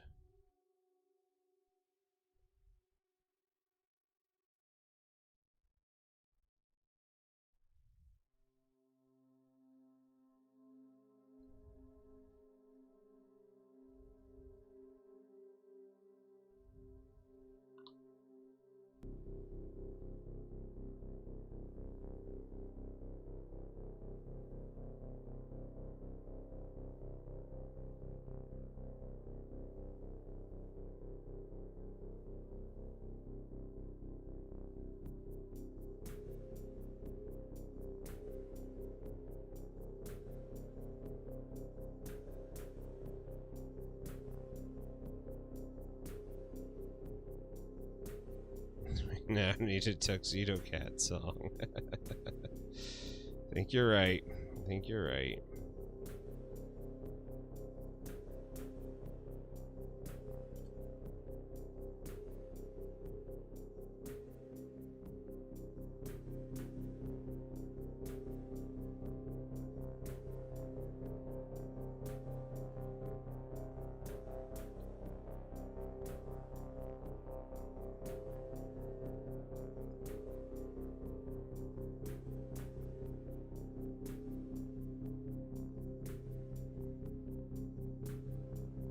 Stroopwafel, discuss. I think stroopwafels are one of the best snacks because they combine two of my favorite things: cookies and straight sugar. They're great to be dipped in teas and coffees. Delicious, warm or cold, doesn't matter.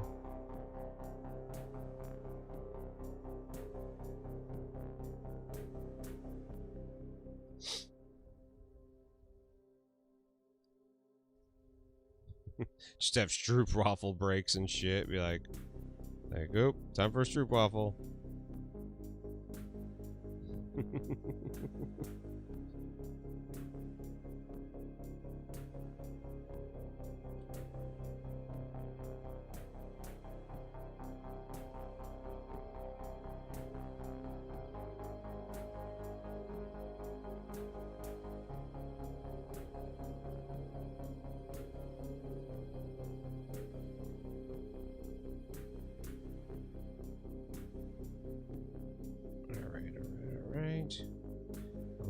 Alright.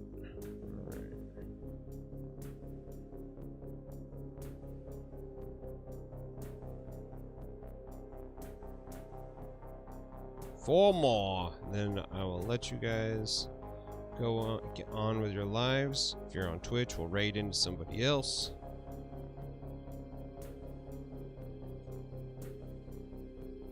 Love the raids. Love spreading the hobby joy. So glad that you all hung out with me today. Like I said in last Sunday's stream, you'll probably be seeing more of these pop-up streams because I am going to be working a lot on this, and I will need people to help keep me in check. So I will be relying a lot on you all to keep me safe and sane through this process of a whole army in 28 days. Come on, you bastard. There we go. So, I'm excited. I'm excited to see more. Oh, discuss the throwing.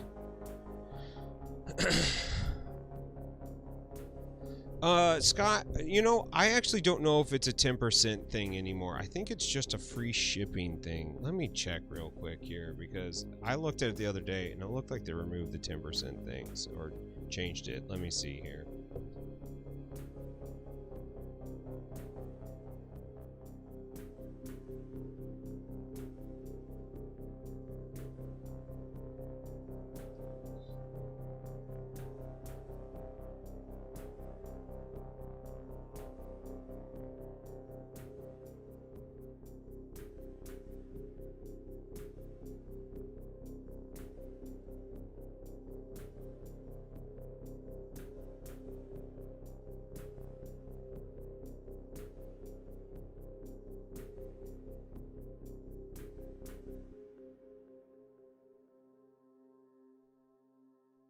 Yeah, it looks like right now it's just free shipping. So I don't know what that means. I don't know when they changed it. They didn't let me know.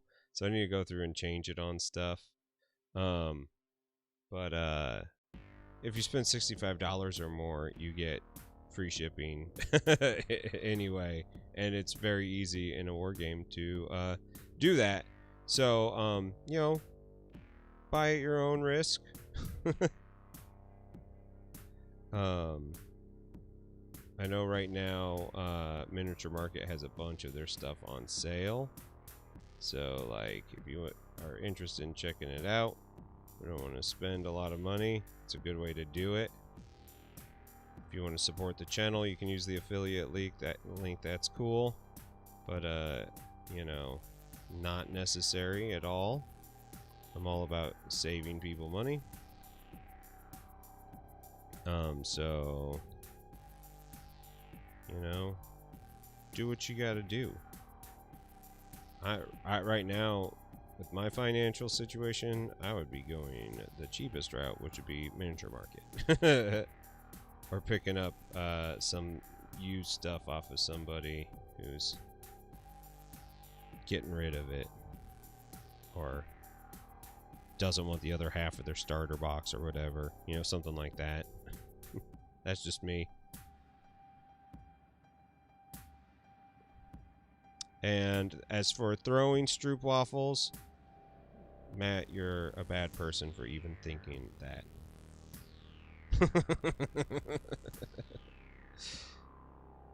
I'm gonna politely ask you to escort yourself out of the room.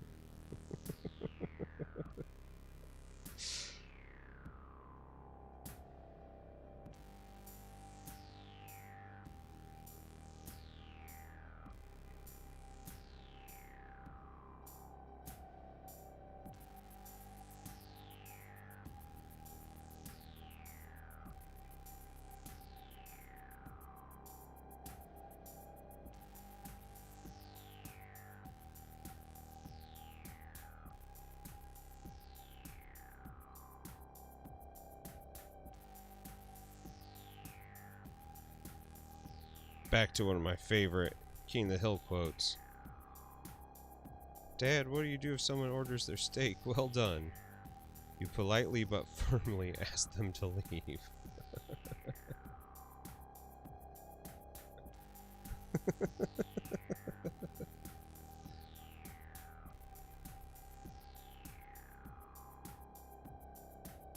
Alright, last model. And I'm gonna get up and do other things. Fold laundry. Other adult things. Thank you all so much for hanging out with me on my snow day. Made it go by so fast. Means a lot to me. Means a lot.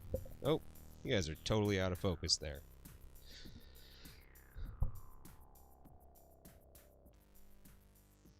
Alright. Let's clean that up. Put that on. Tighten these things up. We'll have to wash these all. Let's take a look, see who's streaming. YouTube people, if you're still there and you want to follow this party to its next location, I know it's always something that we tell you not to follow your dealer.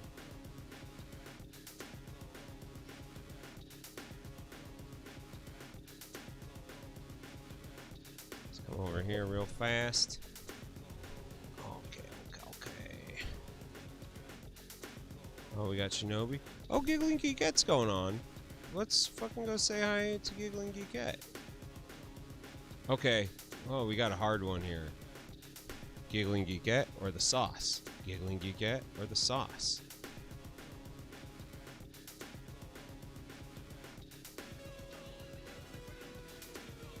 You made work so much more bearable. Awesome, Steven. I'm glad that you're here. Sister Grackle, it's always good seeing you, my friend. We'll see you in chat. You know, like, let's do Giggling Geekette. She's my fave. So we're doing that. We're passing on to Giggling Geekette. YouTube people, Scott, thank you so much as well. If you want to, like, hop on over. Let's go over to this cam real fast here.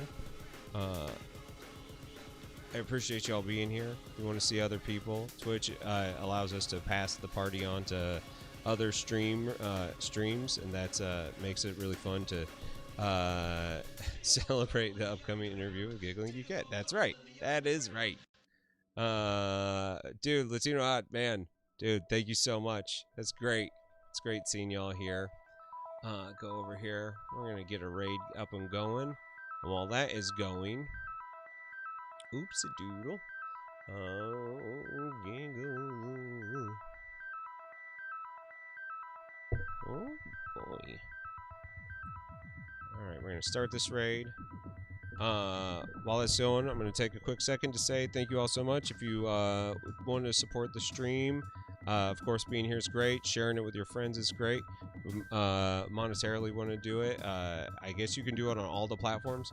My Patreon is the best way to do it, though. You get episodes of the podcast early and shout-outs in the video, so that's pretty sweet. I appreciate anything that you do. If not, no worries. Just you being you and hanging out makes it all worth it. Love you guys. Thank you so much.